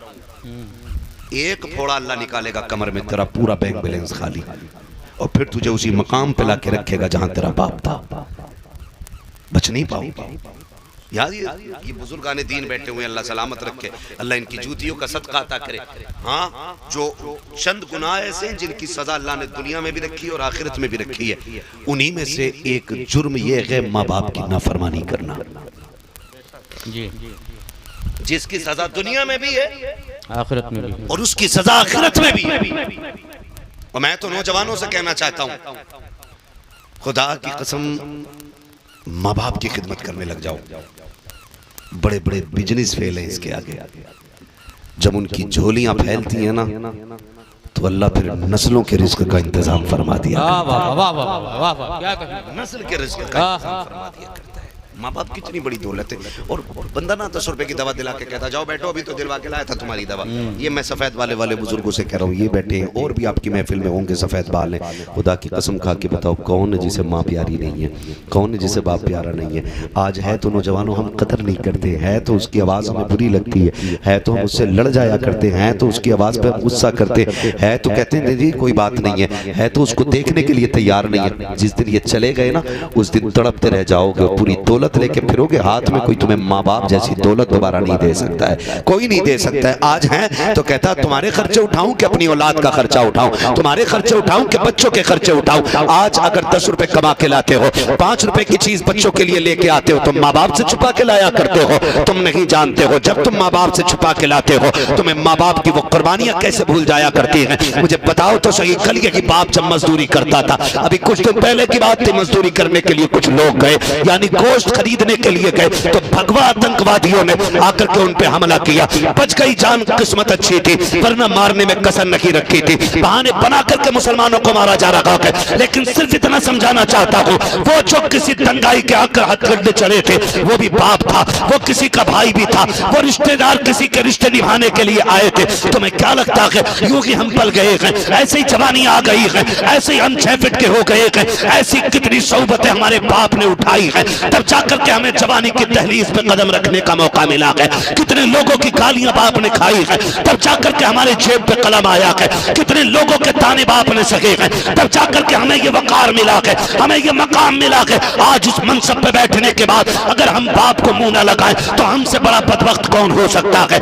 इस मकाम को पाने के बाद अगर हम बाप की इज्जत न करें हमसे बड़ा कमीना कौन हो सकता है। और तुम्हें खुदा का वास्ता, जितने चाहो बुलंद हो जाओ, जितने चाहो ऊंचे हो जाओ, लेकिन कभी माँ बाप के सामने ऊंचे ना होना, कभी उनके सामने बुलंद ना होना। तुम नहीं जानते हो जिंदगी का मजा क्या है। मजा तो तब है जब IPS अधिकारी आप बन जाए, IAS आप बन जाए, और जब घर में आओ फिर अपनी पगड़ी उतारो, अपना कैप उतारो, अपनी वर्दी उतारो, और माँ बाप के कदमों में फिर गुड्डू बन के बैठा करो, पप्पू बन के बैठा करो। लोग ऐश तलाश करने के लिए कोई कश्मीर जा रखा है, कोई नैनीताल जा रखा है। आओ मैं तुम्हें बताता हूँ, आराम न कश्मीर में रखा है न नैनीताल में रखा है, रब ने आराम उठा करके माँ के कदमों में संभाला। क्या कहने, इनके कदमों में बैठा, क्या कहने, इनके पास बैठ करके इनसे दुआएं लिया करो। अल्लाह ने इनके कदमों में बरकत रखी है। आज इनसे लेता ही कोई नहीं, लेता ही कोई नहीं। अपने अब्बा से कहता तुम चुप रहो, तुमने क्या देखा, गांव से बाहर ही नहीं निकले तुम। मैं पूरा मुंबई घूम के आया हूँ, तुम्हें हाजी अली पे छोड़ दूंगा तो तुम घर नहीं आ पाओगे। ये दिखा रहा पावर अब्बा को बेटा। हाँ, तुम्हें नाकासा की छोड़ दिया, तुम फला फला नहीं पहुंच पाओगे। तुम क्या जानते हो, तुम चुप रहो, तुम घर में रहो, मैं बढ़ाऊं। वो याद रखना, हुकूमत करने वाले दिलों पे कभी कभी मिला करते। हजरत हुजूर कह के तो दुनिया आवाज देती है, जब नाम लेने वाले दुनिया में होते हैं ना तो फिर जीने का मजा ही कुछ और होता है, फिर जीने का मजा ही कुछ और होता है। जब नाम लेना बाप और माँ, फिर कलेजे ठंडे पड़ जाते हैं, कलेजे ठंडे पड़ जाते हैं। आपसे मेरी गुजारिश है, कभी माँ बाप से बड़े न बनना, और बन भी नहीं सकते हो, बन भी नहीं सकते हो, कितनी भी कोशिश कर लो। वो कुछ दिन पहले की बात है, एक नौजवान का एक्सीडेंट हुआ, हादसे में उसकी रीढ़ की हड्डी टूट गई, तो अब कुछ नसें उसके साथ डैमेज हुई, तो हाथ काम करना छोड़ के, शादी हुई थी, बीवी ने कहा तलाक चाहिए। कहा क्यों? कहा तेरे जैसे अपाहिज के साथ कौन जिंदगी गुजारेगा। बीवी छोड़ के चली गई। वो कहता है कि जो मेरे दोस्त थे ना, जो मेरे साथ रोज दावतें खाने आते थे, रोज शाम का खाना मेरे साथ खाते थे, जिस दिन से एक्सीडेंट हुआ 2-3 दोस्तों के अलावा सैकड़ों दोस्तों में से कोई नहीं आया। कहता जब मेरी आंख खुलती सुबह को तो मेरे पास कोई नहीं होता, मेरी बूढ़ी माँ मेरे पायथी में बैठी हुई मिला करती थी। अल्लाह, ये माँ बाप होते हैं। बूढ़ी माँ कहता मेरी पायथी में बैठी मिला करती थी, कोई नहीं होता था मेरे बिस्तर में। एक अपाहिज बेटे को माँ बाप पूरी जिंदगी पाल लेते, लेकिन एक मजबूर बाप बेटे से 6 महीने नहीं पाला जाता है। 6 महीने में तंग आके कहता जी दुआ करो अल्लाह को मिट्टी प्यारी हो जाए। अब अब्बा की हालत नहीं देखी जाती। और शर्म कर, जिसे तू लावारिस या मोहताज अपाहिज समझ रहा है, तू नहीं जानता है जब इसे ठोकर लगती है ना, अल्लाह इसके इस अमल से राजी होकर के तेरे घर में रिस्क की बरकतें नाजिल फरमाता है। तुम्हें क्या लगता है तुम मुंबई जा रहे हो, तुम यहाँ नात पढ़ रहे हो, तकरीर कर रहे हो और पैसे आ रहे, ये तुम्हारा कमाल है? इसमें तुम्हारी शान है? नहीं, ये जो इज्जतें मिल रही है ना, ये माँ बाप की ठोकरों के सदके में मिल रही है। माँ बाप की ठोकरों के सदके में। आप कभी ये फैसला न कीजिएगा कि नहीं हम बताएंगे तुम्हें क्या करना है। मैं तो आज भी कहता हूँ कभी उनके पास बैठ के पूछो अब्बा क्या करना है, उसका दिल बड़ा करो। हम बड़े जालिम हो गए, बड़े जालिम हो गए, पीर के पैर दबाने बैठ जाते हैं। वो अब्बा जो रोज थक के आया 2 मिनट उसके सरों में हाथ नहीं डाला, तुमने सर में हाथ नहीं डाला, कभी उसके हाथ नहीं दबाए, वो दुनिया चूमने आती। माफ कीजिएगा भी मेरी रवैये से शायद किसी को बुरा लगाओ, मुझे अच्छा नहीं लगता है कि हाथ पैर ऐसे चूमो चाटो, उड़ के लग जाओ, मौलवी को नोच के ले जाओ। क्या नतीजा भाई, हमें चूमे चाटने में लगे हो। हम तुम्हें हजरे अस्वद नजर आ रहे? क्या रवैया है? बात करने आए हुजूर के दीन की, कोई ताजमहल नहीं है। बस हमारी बातें सुन लो, ये सबसे बड़ी बात। जो हमें चूमने चाटने भागते हो ना, उसके बदले में बाप का तलवा चूमना, माँ के हाथ चूमना, खुदा की कसम जितनी बार चूमोगे अल्लाह उतनी बार हज मकबूल का सवाब अता फरमाएगा। वाह वाह वाह, क्या कहें, बहुत उम्दा। वाह भाई ना, हमें तो कतई मत चूमा करो, बिल्कुल नहीं करना है। मुसाफा करो, हुजूर की सुन्नत है। ये चूमा चाटी हमारी समझ में नहीं आती। मुसाफा करो, चूमना तो उनके कदमों को चूमो। और कई है ना, हमारे पीर साहब ऐसे थे, हो हाथ छुए मैंने, रूई की तरह थे। तो मैंने कहा रूई की तरह होना ये जन्नती होने की बशारत है। किसी हदीस में है जिसके हाथ रूई के हो वो जन्नती है? किसी किताब में है कि जिसके पैर रूई जैसे हो वो जन्नत में जाएगा? सुन, रूई वालों की तो बशारत नहीं है, अलबत्ता जिनके हाथों में ठेठे हो हुजूर ने उनको बशारत जरूर अता फरमाई है। जिनके हाथों में ठेठे पड़ गई है। आज हजरत हमारा मुआशरा इतना शफाफ, इतना जालिम हो गया है कि हम रिश्वत लेने वाले IPS के बेटे को बेटी दे सकते हैं, लेकिन हलाल के लुक़मे खिलाने वाले बंदे को बेटे घर का दामाद बनाने के लिए तैयार नहीं। बहुत ये अलमिया हमारी कौम का, ये अलमिया हमारी कौम का है। हमारे लिए हराम की दौलत से बनी हुई बिल्डिंग अच्छी है, हलाल के लुक़मे खाने वाली कौम अच्छी नहीं हमारे लिए। जबकि ये जिंदगी बड़ी मुख्तसर है, 60 साल, 65 साल, 70 साल, 100 साल और बढ़ा लो, चलो 150 साल। है कोई नजर में इतनी उम्र का? बोलो भैया, है कोई तुम्हारे गांव में? है कोई 150 साल का? नहीं है ना हमारे इलाके में, नहीं है। इससे ऊपर सुई जिंदगी की जागी नहीं रही है। बाकी अल्लाह कादिर मुतलक है, जितनी चाहे आगे बढ़ा दे। लेकिन जो हम देख रहे हैं इससे ऊपर सुई जाने को तैयार है। बोलो, इससे आगे तो सुई जाने को तैयार नहीं है। मुझे बताओ, जिन बच्चों के पुराने कपड़े, उनकी जिंदगी नहीं कट रही है, और जिनके पास कोट वोट ठाट वाट है उनकी भी कट रही है। फर्क कितना दोनों में? गरीब रब को राजी करके काट रहा है और ये हराम कमाने वाले रब को नाराज करके काट रहा है। सिर्फ इतना फर्क। मैं नौजवानों से कहना चाहूंगा, खुदारा, आपका बाप मजदूर है ना, ईंटें उठाता है ना, उसने भट्टे पे ईंटें ढोई है, ये रक्षा चलाता है ना। आपका बेटा जिंदगी भर मुंबई में ठेला लगाता रह गया, तो उसको हकीर ना समझना। जब वो ईंटें उठाने वाला बैठा हो ना, उसके कंधों पे आना और प्यार से दबाना शुरू करना। वो कहे क्या बात है, क्या अब्बा पूरी जिंदगी इन कंधों पे हमारा बोझ उठाता रह गया, आज मैं तेरे कंधे दबाने आ गया हूँ। खुदा की कसम उसके कंधे दबा, जैसी वो मुस्कुराएगा खुदा की रहमतें मुस्कुराना शुरू कर देंगी। आज बेटे कहते तुमने मेरे लिए किया क्या है, क्यों? कहा देखो गुड्डू की देखो कितनी ऊंची बिल्डिंग है, पप्पू की देखो कितनी ऊंची बिल्डिंग है। बाप अपनी मेहनत पे फिर अफसोस करता है, काश मैंने तेरी तरबियत ऐसे न की होती, मैं नादान रक्शे चलाता रह गया ताकि तू हलाल के लुक़्मे खा सके, मैं लोगों की मजदूरी करता रह गया ताकि तू हलाल के लुक़्मे खा सके, ताकि मेरी औलाद जहन्नम से बच जाए। मैंने तेरे लिए पूरी जिंदगी रक्शे चलाए हैं। और फिर औलाद कहती तुमने हमारे लिए किया है। नौजवानों, मैं आपसे कहना चाहता हूँ, अगर आपका बाप मजदूर है तो उसको सर का ताज बना के रखिएगा। अगर आपके बाप ने रातों दिन मेहनत की है तो उसको सर का ताज बना के रखिएगा। इसलिए कि जब कभी सन्नाटे के वक्त में वो रात को लेटा हुआ हो, अपने बाप के पैर दबाना और कहना एहसान है बाबा तेरा। वो कहे किस बात का एहसान कि तूने लोगों की तरह हराम के लुक़्मे ला करके हमारे जिस्म को जहन्नमी नहीं बनाया। ए मेरे बाप, तू खून बहा करके किसी का आँख छीन के नहीं लाया था, बल्कि पसीना बहा करके हलाल के लुक़्मे लेकर के आया था। अल्लाह उसी हलाल के सदक़े में तुझे भी जन्नत देगा, तेरी औलाद को भी जन्नती बना दे। वाह वाह, सुभान अल्लाह, सुभान अल्लाह। इसलिए बेटों से गुजारिश है, बाप की मजदूरी पे गुस्सा ना कीजिए, बाप की मजदूरी पे राजी रहिएगा, उसकी तारीफ कीजिएगा, उसकी हौसला अफजाई कीजिएगा।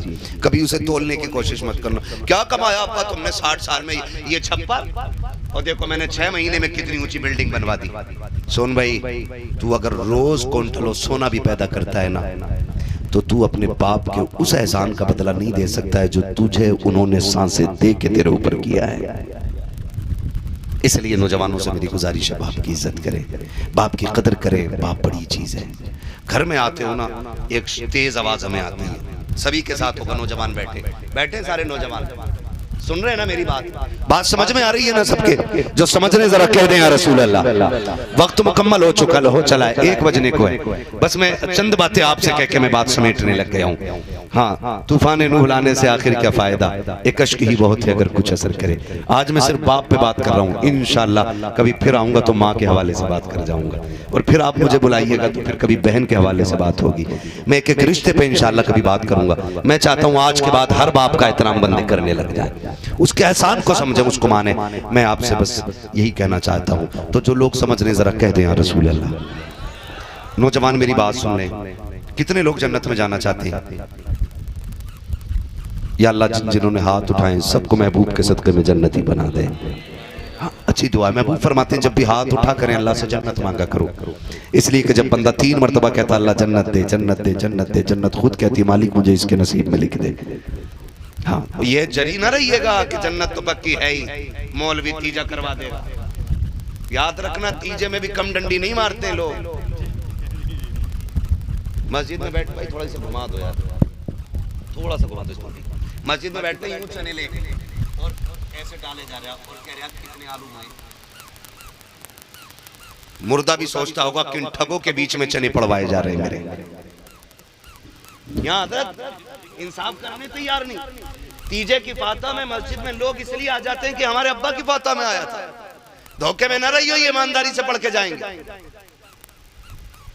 70,000 मरतबा कलमा नहीं हुआ, 6,000 लोग बैठे हुए पढ़ रहे हैं, इतने चनों का ढेर लग जाता है। वो तो ये अच्छा है कि ये कानून नहीं है कि जो जितने पढ़ लेगा उतनी ले जाएगा, वरना एक एक नहीं यूं लौटते यूं और गोलियां चल जाती। तो ये धोखे में मत रहना कि कलमा पूरा पढ़ेंगे तेरे बाद, लाजिम नहीं है। मुख्तसर जिंदगी है, मैं कहता हूं वो बेटे खुशनसीब होते हैं जिन बेटों के जनाजों को बाप कंधे दिया करते हैं। इसलिए कि जब बाप के हाथ उठते हैं ना तो फिर अल्लाह खाली नहीं लौटाता है। अगर बाप बेटे की कब्र पे आके कहते हैं ना अल्लाह मेरे लाल को बख्श दे, तो मुझे लगता है जबान से निकलने में देर होती होगी, अल्लाह को बख्शने में देर नहीं लगती होगी। अपने पीछे ऐसे काम छोड़ के जाओ कि कोई हाथ ना भी उठाए तब भी बख्शिशों के परवाने आसमानों से नाजिल होते रहे। मेरी नौजवानों से गुजारिश है, मैं बात अर्ज कर रहा था, नौजवानों जिंदगी बड़ी मुख्तसर है और छोटी सी है। मौत इतने करीब है कि हमारा साया भी उतना करीब नहीं है। यूं समझे कि मौत यहां खड़ी है। ऐसा नहीं होता है कि हम अभी किसी से मिलकर आए फिर ऐलान होता फलां का इंतकाल हो गया, हम कहते हैं अरे अभी तो मेरी बात हुई थी, अभी तो उसने फोन किया था। इससे पहले कि एक दिन हमारा भी मस्जिदों से ऐलान हो, हम अपने आप को बदल दें, हम अपने तरीके बदल दें, हम अपने उसूल बदल दें। हम रात को ना 2-2 बजे तक जा रहे हैं बैठने के लिए। पहली बात तो मैं कहूँगा जनरली तौर पे कि कोई भी बच्चा अब घर से ना देर रात के लिए गायब ना हो, क्योंकि माहौल बहुत ज़्यादा ख़राब हो चुका है। लोग मुसलमानों के खून के प्यासे हो गए हैं। मैं पूरी जुर्रत के साथ कह रहा हूँ, डर नहीं है, मैं खुल के ही बात कह रहा हूँ। कुत्ता मर जाए मुल्क में तो मुल्क उसके नाम की छुट्टी कर सकता है, लेकिन मुसलमानों की हवेलियाँ उजड़ जाएं किसी की ज़बान पे शिकवा तक नहीं आता है। सबसे अगर कम अहमियत किसी खून की है तो इस वक्त मुसलमान के खून की है।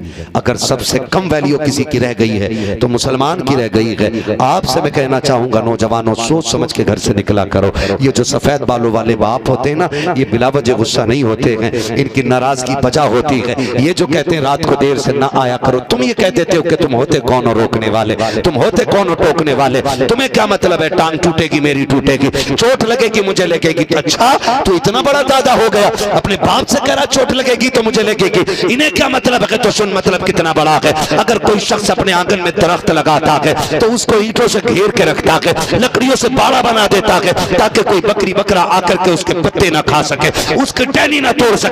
अगर किसी दरख्त की टहनी को कोई बकरा मुंह से चबा देता है और पड़ोसी का बकरा हो तो बसा औकात गोली न चल जाती है कि तूने मेरे दरख्त को तोड़ कैसे दिया, तेरे बकरे की वजह से एक पेड़ का नुकसान हो गया है, मुझे बता तो सही। अगर पेड़ पालने वाला एक पेड़ से इतना प्यार करता है तो औलाद पालने वाले को औलाद से कितना प्यार होता होगा। तू पूछता है कि तुम्हें क्या फर्क पड़ता है, तो सुन तुझे बताओ, अगर कोई शख्स अपने आंगन में दरख्त लगाता है उसकी दो वजह होती है, या तो फल की उम्मीद रखता है या साये की उम्मीद रखता है। अगर साये की उम्मीद होती है, एक पत्ता किसी को तोड़ने नहीं देता है, जबकि वो 5 साल के अंदर एक पेड़ तैयार हो जाता है। अगर उस पेड़ की जड़ में आकर के कोई तेजाब डाल दे तो गोलियां चल जाया करती है, क्योंकि 5 साल की मेहनत रायगा चली गई है। और नौजवान बाप का एतराज पर सवाल करने वाले, उसके जुमलों को सख्त कहने वाले, मैं तुझसे पूछना चाहता हूँ, 5 साल पेड़ को पालने में लगते हैं तो पड़ोसी से लड़ाई हो जाती है, तुझे बाप ने किन उम्मीदों से पाला होगा, कितनी नियतें करके तुझे पाला होगा, और तू 5 साल में तैयार होने वाली खेती भी नहीं है। तुझे जवान करने में बाप के 18 कीमती साल लग गए हैं। तू कहता है तुम्हें फिक्र क्या है? सुन, अगर तुझे कुछ हो गया तो इसकी जिंदगी तबाही में आ जाएगी। अगर तेरा पैर टूटा तो इसका जीना मुश्किल हो जाएगा। अगर तू मर गया, खुदा की कसम इसे मौत से पहले मौत आएगी। तुझे क्या लगता है बाप का रिश्ता क्या है? सुन तुझे बताऊं बाप क्या होता है। जिनके जुमलों पे तुम एतराज करते हो, जिनके जुमलों को सुन के बिगड़ जाया करते हो कि तुम होते कौन हो।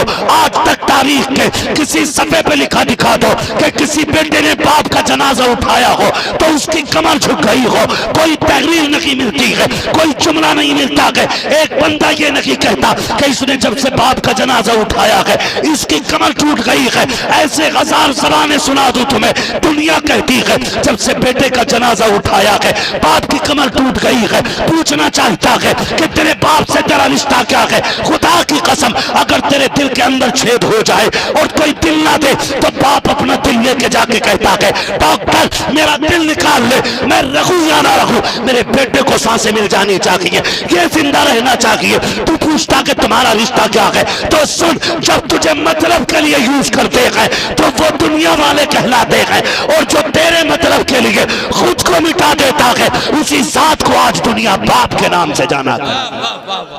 वाह वाह वाह वाह वाह वाह वाह, क्या कहने, बहुत बहुत। कौन हो तुम मेरी जिंदगी में बोलने वाले? अच्छा खुदा की कसम खा के कहता हूं अपने बाप से पूछ तू उसका लगता क्या है। तू उसका लगता क्या है? पूछ अपने बाप से, तू उसका है क्या? है कौन? अभी कल की खबर है, एक बच्ची को बाघ लेके जा रहा था, बूढ़ा बाप उस बाघ से लड़ गया, बाघ से लड़ गया अपनी बच्ची को बचाने के लिए। बूढ़ा बाप शेर से लड़ गया अपनी बच्ची को बचाने के लिए, और हम तो डॉक्टर से नहीं लड़ पाते अपने बाप को बचाने के लिए। डॉक्टर कहते सीरियस हालत है, तो कहता चलो ठीक है दवा तो करते रहो, वरना लोग कहेंगे घर लेके चले गए थे। ये कह के अम्मा बाप को बेसहारा छोड़ देते। ना करना यार, ना करना, खुदा की कसम इनकी कोई कीमत नहीं है, नहीं है इनकी कोई कीमत, नहीं है इनकी कोई कीमत। अगर आप दिल दे के भी अपना बाप बचा लो ना, तब भी आप उसके एहसान का बदला नहीं दे सकते हो। आप कितने बड़े एहसान की बात करते हो। मैं एक बात करूं ना, जो बाप थक के आता था ना शाम को, या मुंबई से आया, दुबई से आया, कुवैत से आया, और अपने बेटे की पसंद का खिलौना लेके घर में आया ना, और तुम सो रहे थे, उसने बीवी से कहा उठाई से, मैं इसके पसंद की कार लेके आया हूँ, मैं इसके पसंद का खिलौना लेके आया हूँ।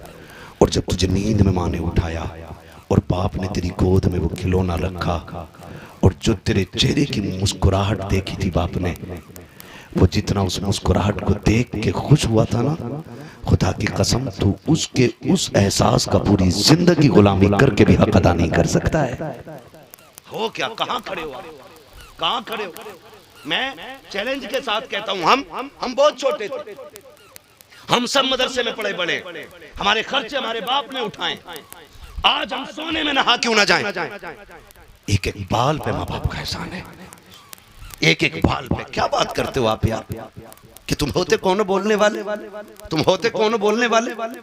जानते हो पूरी जिंदगी बाप पैबंद लगा के कपड़ों में पहनता रहा, उसकी जूतियों में कई कई कीले टुकी हुई थी, वो अपने जूते के तस्मे को चिपका चिपका के पहनता रहा। लेकिन एक दिन तूने कहा अब्बा मैं स्कूल गया था ना, फलां के बेटे ने इतने अच्छे कपड़े पहन रखे थे। तेरे ये जुमले बाप के कलेजे में तीर की तरह पार हो गए। वो सुबह जब निकला ना तो घर टिफिन भी भूल गया, क्योंकि आज उसके जहन में अपनी भूख नहीं थी, आज उसके जहन में अपने बेटे की ख्वाहिश थी। वो रात भर रोता रहा तेरे जुमले सुन के, मालिक इतना गरीब कर दिया कि मैं अपने बेटों को ढंग के कपड़े भी ना दे सका।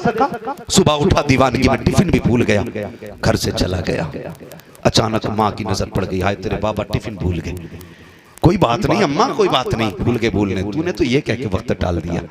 लेकिन वो बाप जब शाम हुई ना, सब घर आने लगे। मालिक ने मजदूरी दे के कहा था कि तू नहीं जाना चाहता, उसने कहा आज मुझे और काम कर लेने दो। कहा क्यों? कहा सुबह बच्चे का शौक पूरा करना है। उसने कहा शाम तक उसने डे नाइट ड्यूटी की, फिर भी इतने न बन सके तो उसने फिर झोली फैला दी। 8 दिन की मजदूरी उधार दे दो, आज खाली हाथ नहीं जाना चाहता, बच्चे की गोद में उसकी ख्वाहिश डालूंगा जा करके। और वो जब रात के सन्नाटे में आया, तेरे नए कपड़े लेकर के जब आया ना, खुदा की कसम जो तेरे बदन पे डाल के उसने हसरत भरी निगाह से देख के तुझे चूमा था ना, पूरी जिंदगी गुलामी करके भी तुम उसके उस बोसे का हक अदा नहीं कर सकते हो।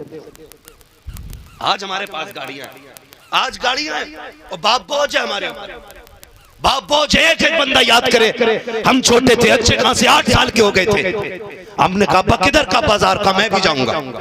उसने कहा चल। उसके पास साइकिल भी नहीं थी, गाड़ी तो बड़ी बात, साइकिल भी नहीं थी। वो यूं उंगली पकड़ के चलता रहा। अभी 10 कदम चले थे, अब्बा मैं थक गया हूँ। उसने उठा के कंधे पे यूं रखा था जैसे जिंदगी की सबसे बड़ी सौगात उठा के चल दिया हो, ऐसे लेके जा रहा था जैसे जिंदगी की महराज हो रखी हो। उसने कंधे तो बदले लेकिन कभी तुझे पैरों पे चलने नहीं दिया। वो कंधे पे लेकर के 8 किलोमीटर तक चलता रहा। आज तेरे पास गाड़ी है, अब्बा कहता बेटे फेफड़े का मेरा एक्सरा करा देता, बेटे चला नहीं जाता। अब्बा आज गाड़ी में तेल लगी है, आज गाड़ी खाली लगी है, आज मुझे फुर्सत लगी है। और जबान को लगाम दे, इसकी कागज पे अपनी जरूरतों को आगे न डाल, वरना अल्लाह तेरी जबान पे फालिश डाल देगा और कोई दवा तुझे ठीक नहीं कर पाएगी। ये वही बाप है जो तुझे पैदल चल के तुझे गाड़ियों के मजे दिलाता रहा, कंधे पे बैठा करके तुझे जहाज की मस्तियां इसने दिलवाई है।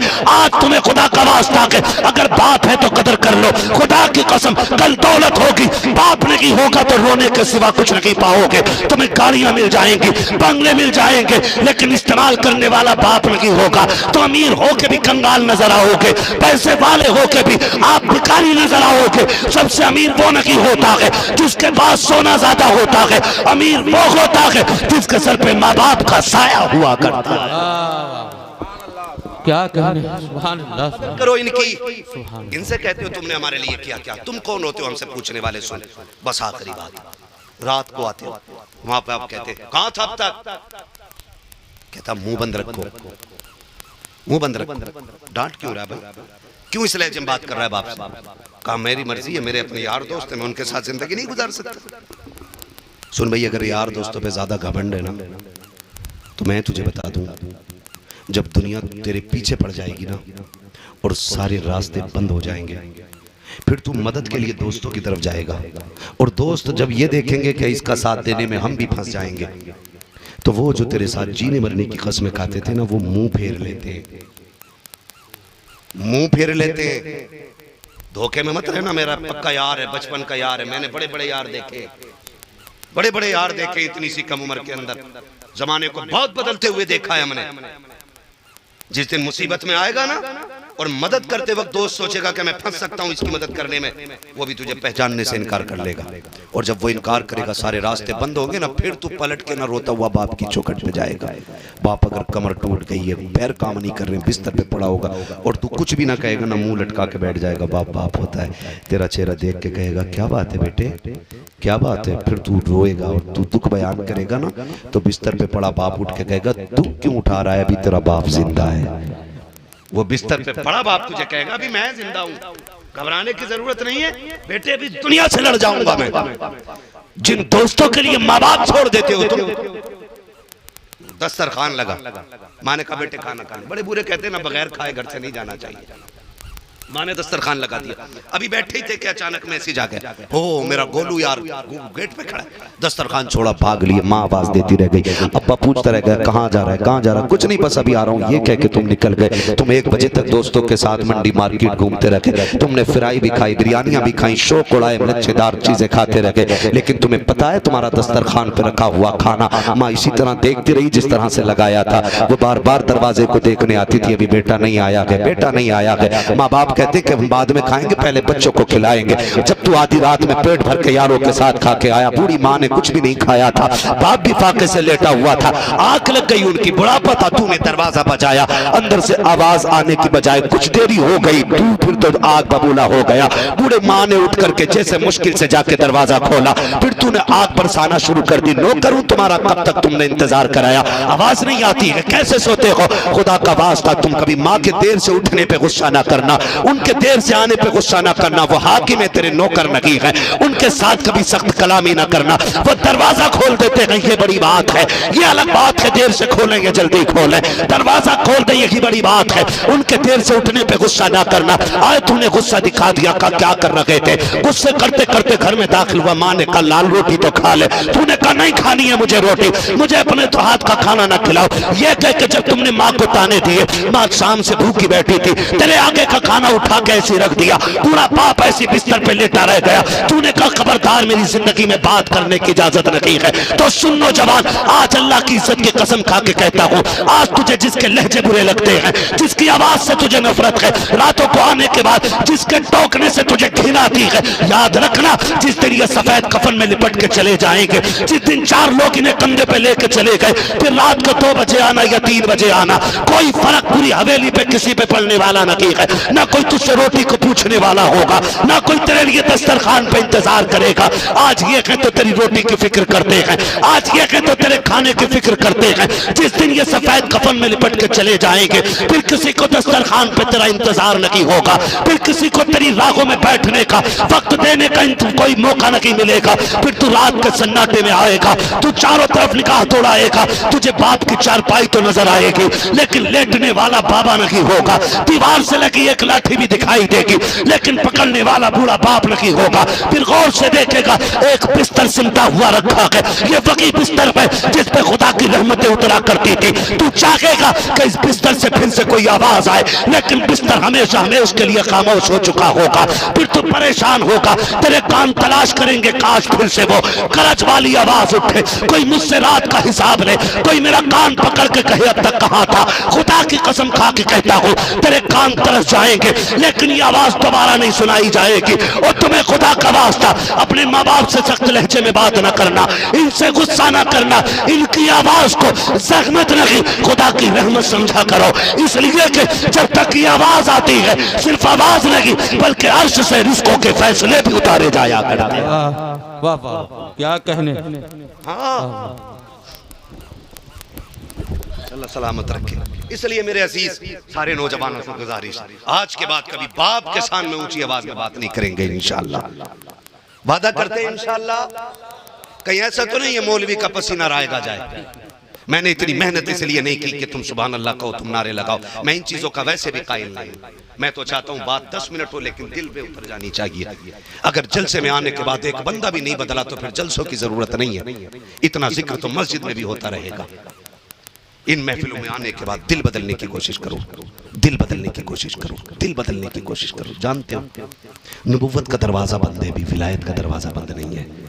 माँ अगर झोली फैला दे तो गुनाहगार बेटे को भी वली बना दिया करती है। इनकी दुआएं लिया करो, इनकी दुआएं लिया करो। बायजीद बुस्तामी रहमतुल्लाह तआला अलैह, दुनिया जानती है कौन बायजीद है। ये वो बायजीद है, कहते अम्मी जब छोटे थे ना बचपन में माँ ने कहा जा कुरान पढ़ के आ, चले गए। माँ छोड़ के आई, रोते हुए मदरसे में रुके, रोते हुए रुके। लेकिन बीच में ना 6 महीने गुजर गए। ख्याल आया, माँ की याद आई। 6 महीने बाद माँ से मिलने के लिए बायजीद आ रहे हैं। बचपन का जमाना है। घर आए, सलाम किया, माँ ने जवाब दिया। माँ ने कहा बेटे हाफिज हो गया? कहा नहीं अम्मी। माँ ने मुंह फेर लिया। कहा मैंने वादा नहीं किया था कि उस दिन तेरा मुंह देखूंगी जिस दिन तू पूरा कुरान का हाफिज बन के लौटेगा। ये कह के माँ ने चेहरा फेरा, उल्टे पैर लौट गए मदरसे। फिर उस दिन लौटे जिस दिन कुरान के पूरे हाफिज बन गए थे। फिर अल्लाह की लगन ऐसी लग गई, इनको कहने लगे अम्मी मैं 2 हक एक साथ अदा नहीं कर सकता। कहा बेटे कौन सा? कहा एक अल्लाह का हक, एक तेरा हक। कहा फिर कहा मैं रब को पाना चाहता हूँ, ऐसा कर अपना हक माफ कर दे। माँ भी बायजीद की माँ थी। कहा जा बेटे अपना हक माफ किया, जा तू अल्लाह को राजी करने की कोशिश कर। 12 साल जंगल में रहे। कितने साल? 12 साल जंगल में रहे। 12 साल तक खुदा ना मिला, खुदा नहीं मिला। सोचा जगह बदलते हैं, किसी और जंगल में चलते हैं, और भयानक जंगल में जहां और ज्यादा तज़किया नफ्स, और ज्यादा अल्लाह। जब राज जगह बदलने का इरादा किया तो फिर जब दूसरे जंगल में जा रहे थे तो अपनी ही बस्ती से गुजरने लगे। ख्याल आया क्यों ना 12 साल हो गए, बूढ़ी माँ से भी मिलते चले। ये सोच के घर पे आए और जब दरवाजे पे खड़े हुए सोचा बजा दे। ख्याल आया माँ है, थक के सो गई होगी, रात हो गई है। बायजीद दरवाज़ा ना बजाना। कहते हैं मैं थोड़ी देर खड़ा रहा के अचानक नाली में ताज़ा पानी आना शुरू हुआ। मैं समझ गया मेरी माँ तहज्जुद पढ़ने के लिए उठ गई है। कहते हैं फिर मैंने जैसे खटखटाया, ऐसे खटखटाया, खुदा की कसम मामा होती है। कहते हैं अंदर से आवाज़ आई, यजीद बायजीद बेटा मैं आ रही हूँ, ठहर। कोई आवाज़ नहीं दी। कहते हैं माँ वो होती है जो आहट से बेटों को पहचान लिया करती है। आहट से। कहते हैं फिर माँ ने दरवाज़ा खोला, मुझे बुलाया, खैर है बेटे सब ठीक है, बता क्या रहा, क्या रहा, खुदा मिला कि नहीं मिला? कहते नहीं मिला। कहा आप किधर? का दूसरे जंगल में जा रहा हूँ। माँ ने कहा चल बैठ। माँ ने बैठाया, वो कहा ला सर गोद में रख दे। बायजीद कहते मेरी माँ ने ना सर गोद में रखा और खूनियाँ मेरी कमर पे आ गई। और कहती है वो नीली छत वाले रब, 12 साल हो गए मेरे बेटे को तुझे ढूंढते ढूंढते। बायजीद की माँ दुआ करती है जिस मंजिल को मेरा बेटा पाना चाहता है वो मंजिल मेरे बेटे के लिए आसान फरमा दे। बायजीद कहते हैं अल्लाह की इज्जत की कसम माँ ये कहती जाती थी, रोती जाती थी और कहते कि जितने आंसू उसकी मेरी कमर पर टपकते जाते थे उतने ही मराकिल मेरी नजरों के तय होते जा रहे थे। कहते किसी ने कहा बायजीद बताओ तुम वली कैसे बने? कहते किसी को विलायत 12 साल में मिली, किसी को 24 में मिली। बायजीद वो है जिसकी माँ की दुआओं ने चंद लम्हों ने वली बना दिया है। सुभान अल्लाह। आपसे अब मैं कहना चाहूंगा आखिर में माँ बाप से दुआएं लिया करें। जरूरी नहीं है कि वो मस्जिद का इमाम होगा तभी दुआएं कबूल होंगी आपके। जरूरी नहीं है वो काबे का इमाम है, मजदूर भी है ना, खेती करके आया, ईंटें उठा के आया और उसकी जब झोली फैलती है ना अल्लाह मेरे बेटे को वली बना दे। खुदा की कसम हाथ उठने में देर होती है, रब के खजानों से भीख मिलने में देर नहीं हुआ करती है। इसलिए मेरी आपसे गुजारिश है माँ बाप की इज्जत करेंगे इंशाल्लाह, करेंगे इंशाल्लाह। और जिनके माँ बाप दुनिया से चले गए अगर वो सोच रहे होंगे कि हमने बड़ी दौलत गवा दी है तो फिर एक बात मेरी सुन लें, अगर माँ बाप नहीं है ना तो कब्रिस्तान जाना, कब्रिस्तान जाना। फरमाया गया उनकी कब्र को चूमो, जो माँ बाप की कब्र को बोसा देता है गोया वो काबे की चौखट को बोसा दिया करता है। हाँ, और फरमाया गया जो जुमे के दिन माँ या बाप या दोनों में से किसी एक की कब्र पे जाए अल्लाह उसके सारे गुनाहों को माफ फरमा दिया करता है। सोच, जिसकी कब्र की ज़ियारत में अल्लाह ने इतनी नेकियां रखी हैं, उसके चेहरे की ज़ियारत में अल्लाह ने कितनी नेकियां रखी होंगी।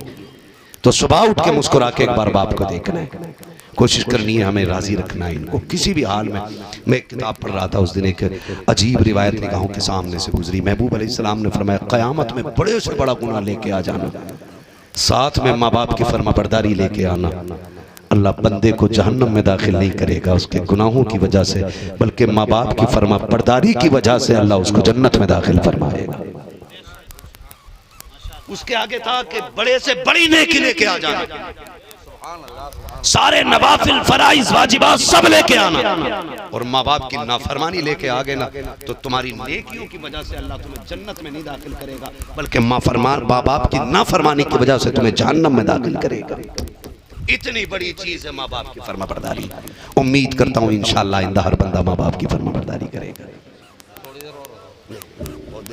मैं आपको बताऊं क्या, मैं बंदा बीमार हूँ, मैं एहसास नहीं होने देता हूँ, और मुझे ये शौक भी नहीं है कि मैं किसी बात करो ना माइक पे बैठ के रहूँ। 1 घंटा बहुत होता है। देखो मैं तुम्हें बताऊं बाबू,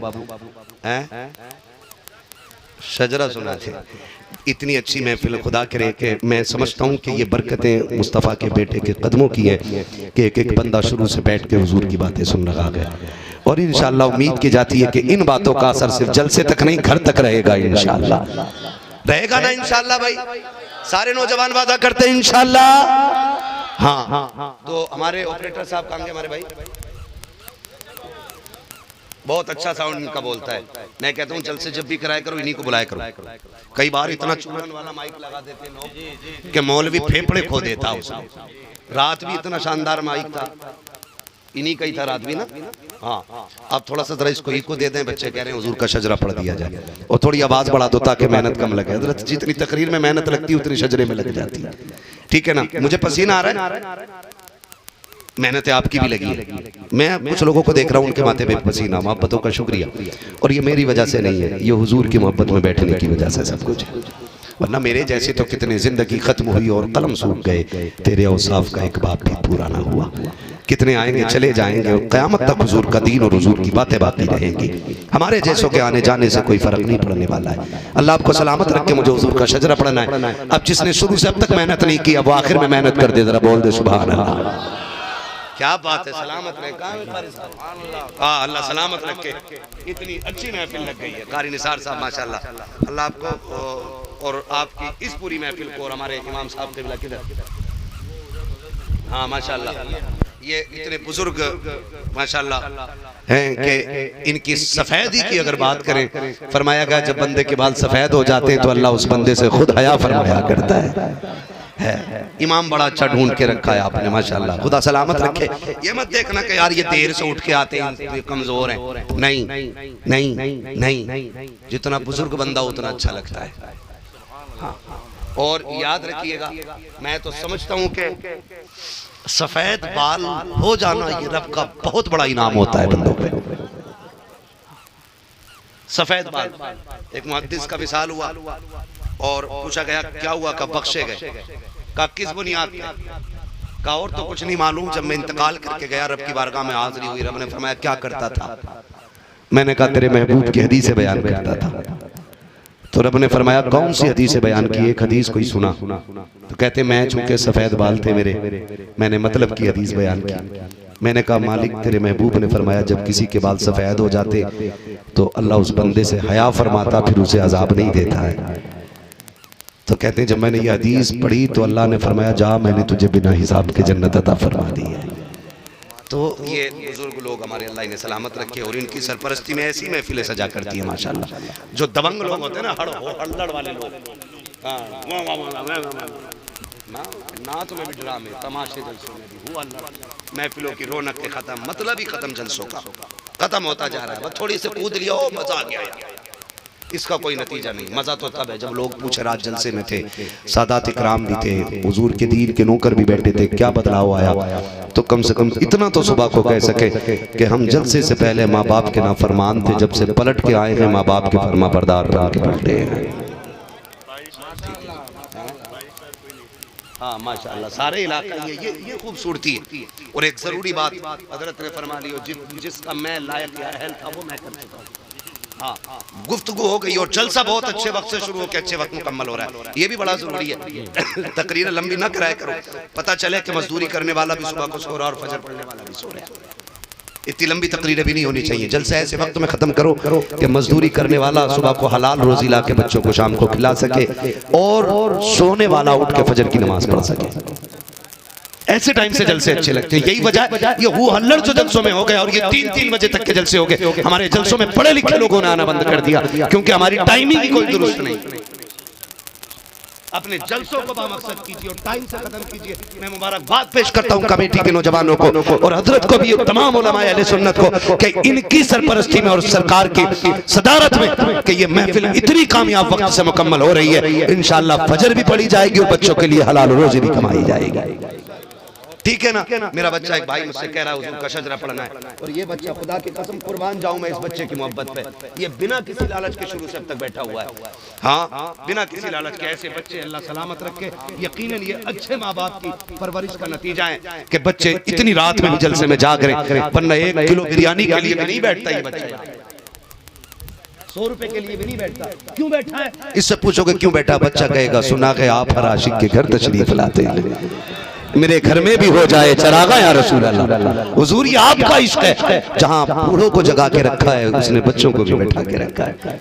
तो मेरे नजदीक उम्र के हिसाब से कोई बड़ा नहीं, मेरे नजदीक वो बड़ा है जो हुजूर का आशिक बड़ा है।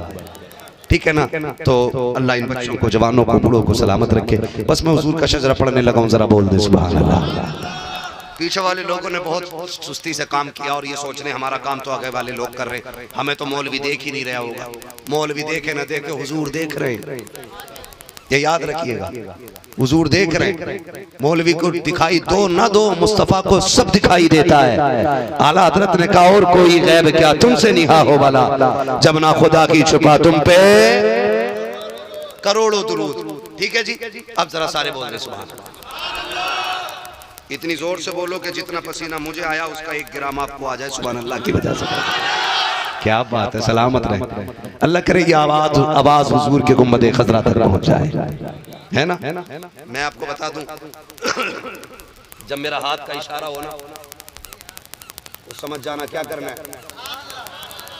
क्या समझोगे इससे? खाली सुभान अल्लाह ही नहीं, ये भी समझ जाना मौलवी की सांस थक गई है। मौलवी लंबी सांस लेना चाहता है, छोटी छोटी सांस तो मैं लेता रहूंगा, जब लंबी सांस लेनी होगी तब मैं हाथ का इशारा करूंगा, उस बीच में आप सुभान अल्लाह कहोगे, उसी की आड़ में मैं सांस लेना। बात सच्ची अच्छी रहती है भाई, है ना। जब हाथ उठने लगे समझ लेना मौलवी थक रहा। कहीं ऐसा मत करना तुम सुभान अल्लाह कहना भूल जाओ, मौलवी सांस लेना भूल। कल कन्नौज में भी तकरीर करनी है, जाकर कन्नौज से आगे और तालीग्राम है तकरीबन, उससे भी 30-35 किलोमीटर आगे जाना है। ठीक है ना। तो और मैं बता दूं, यकीन करें कई बार ना लोग कहते हैं सही से खाओ तकरीर करनी है, तो मैं ये जहन में डाल दूं कि मौलवियों की थकन मुर्गे और बकरों से नहीं उतरती। हम लोगों की थकन अगर बंदे सुभान अल्लाह डट के कह दें तो सारी उतर जाया करती है। इतनी कमजोर सुभान अल्लाह से तो मैं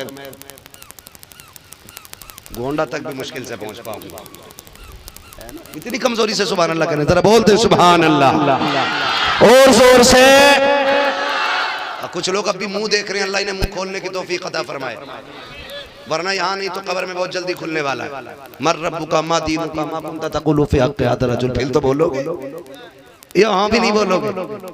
वो लठियाँ चलेंगी, बचाने वाला नहीं मिलेगा। आदत डाल लो बोलने की अल्लाह अल्लाह की। मैं सो जाऊं या मुस्तफ़ा कहते कहते, खुले आँख सल्ले अला कहते कहते। हैं जो मेरे भाई नीचे बैठे हुजूर की मोहब्बत में, ये जरा जोर से बोलें सुभान अल्लाह। क्या बात है, सलामत रहे माशाअल्लाह, सलामत रहे। मूड बन गया मेरा, मैं चाहता हूँ हुजूर का शजरा पढ़ लो। ठीक है भाई, आज मुंह देख के सुन लो, रोज मोबाइल देख के सुना था ना, तो फिर जरा बोल दे, जरा पीछे वाले और सारे मिलके बोले सुभान अल्लाह। आदम के बेटे शीश, हाँ साथ ना छोड़ियो, ये नमाज जनाजा नहीं है, 4 तकबीरें पूरी करके रुकूंगा, जहां तुम छोड़ोगे वहीं से मैं छोड़ के निकलूंगा, रास्ता है मेरा निकलने का। हाँ बोलेंगे ना इंशाअल्लाह, बोले जरा सुभान अल्लाह। आदम के बेटे शीश, शीश के बेटे अनस, अनस के बेटे कैनान, कैनान के बेटे मेलाइल, मेलाइल के बेटे ब्यारत, ब्यारत के बेटे इदरीस, इदरीस के बेटे मुतवशिक, मुतवशिक के बेटे लबकने के नाम, लबकने के नाम के बेटे नूह, नूह के बेटे साम, साम के बेटे जुल्हाद, जुल्हाद के बेटे शालिह, शालिह के बेटे आबिद, आबिद के बेटे दाता, दाता के बेटे रावा, रावा के बेटे सारू, सारू के बेटे नाखुन, नाखुन के बेटे तारिक, तारिक के बेटे इब्राहिम खलीलुल्लाह, इब्राहिम खलीलुल्लाह के बेटे इस्माइल ज़बीहुल्लाह, इस्माइल ज़बीहुल्लाह के बेटे केदार, केदार के बेटे अवाम, अवाम के बेटे हमल, हमल के बेटे साबित, साबित के बेटे सलमान, सलमान के बेटे रईसा, रईसा के बेटे इलियासा, इलियासा के बेटे औद के बेटे हव्वा, हव्वा के बेटे अदनान, अदनान के बेटे मोहित, मोहित के बेटे नदार, नदार के बेटे मुदर, मुदर के बेटे इलियास, इलियास के बेटे मुदरिका, मुदरिका के बेटे खदीमा, खदीमा के बेटे किनाना, किनाना के बेटे नदर, नदर के बेटे मालिक, मालिक के बेटे फार, फार के बेटे गालिब, गालिब के बेटे लुई, लुई के बेटे काब, काब के बेटे मुर्रा, मुर्रा के बेटे किलाब, किलाब के बेटे कुसै, कुसै के बेटे अब्दमनाफ, अब्दमनाफ के बेटे आशिम है, आशिम के बेटे अब्दुल मुत्तलिब है, अब्दुल मुत्तलिब के बेटे अब्दुल्लाह है, अब्दुल्लाह के बेटे मोहम्मद रसूलुल्लाह। वाह वाह वाह, या रसूल अल्लाह, जिंदा जिंदाबाद, जिंदाबाद, जिंदाबाद, जिंदाबाद, मरहबा या अली, या अली, जिंदाबाद, जिंदाबाद, जिंदाबाद, जिंदाबाद, ताजु शरिया, ताजु शरिया, ताजु शरिया, ताजु शरिया, ताजु शरिया, ताजु शरिया, अल्लाह अकबर, या रसूल अल्लाह। वाह वाह, बहुत। जिंदगी ये नहीं है किसी के लिए, जिंदगी है नबी की, नबी के लिए, मसलक आला हजरत पे कायम रहो, जिंदगी दी गई है इसी के लिए, अख्तरे कादरी खुल्द में चल दिया, खुल्द वहाँ है हर एक कादरी के लिए। बस जो हुए अगला तुमको माफ फरमाए रब्बे कायनात। जिंदगी ने दिया साथ, फिर होगी मुलाकात, चमन रहा फूल खिलेंगे, जिंदगी रही फिर मिलेंगे, मुसाफिर हम भी, मुसाफिर तुम भी, किसी मोड़ पर फिर मुलाकात होगी। फकीरान आए